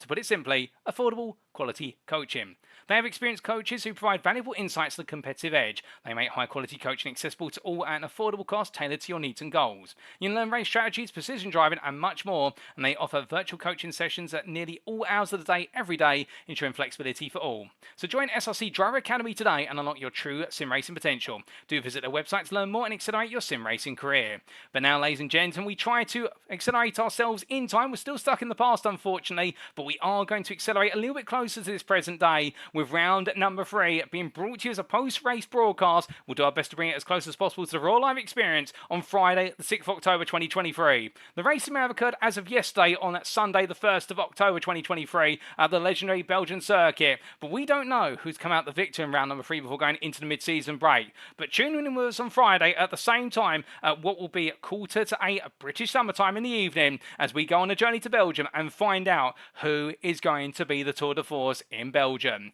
Could it be the battle being on the GTP Pro class between the likes of what is there Paul Busby, not Sam Sherwood, Cy Anthony, I should say, Ben Cullen, Austin William Campbell, and Ryan Davies in the GTP AM class? Is there anybody who can slow down Sam Sherwood? And meanwhile, in the GT3 classes, in the GT3 Pro class, it's all scores on the doors right now between our Porsche drivers and the likes of Holder Stratatas, and also there what is Aaron Vergoe. But also keep in mind that Ryan Moles has been the strategic serpent in the field in the Audi R8 and in the GT3 AM class, where it's all open at the very top, with Satinder Deanser picking up his first win of the season as this round. But can he make it 2 out of 2 next time, or will Lawrence Marsh get one back on him, or could we see another name at the top of the standings? Join us for all that and more then, but until then, we've been UK Sim Racing. I've been your host and commentator, Paul TX141 Walsh, also known as Britain a Spit, depending on what media you follow me on. And until next time, remember to stay safe, stay well, stay smiling, and most importantly, remember to stay on track. Good night.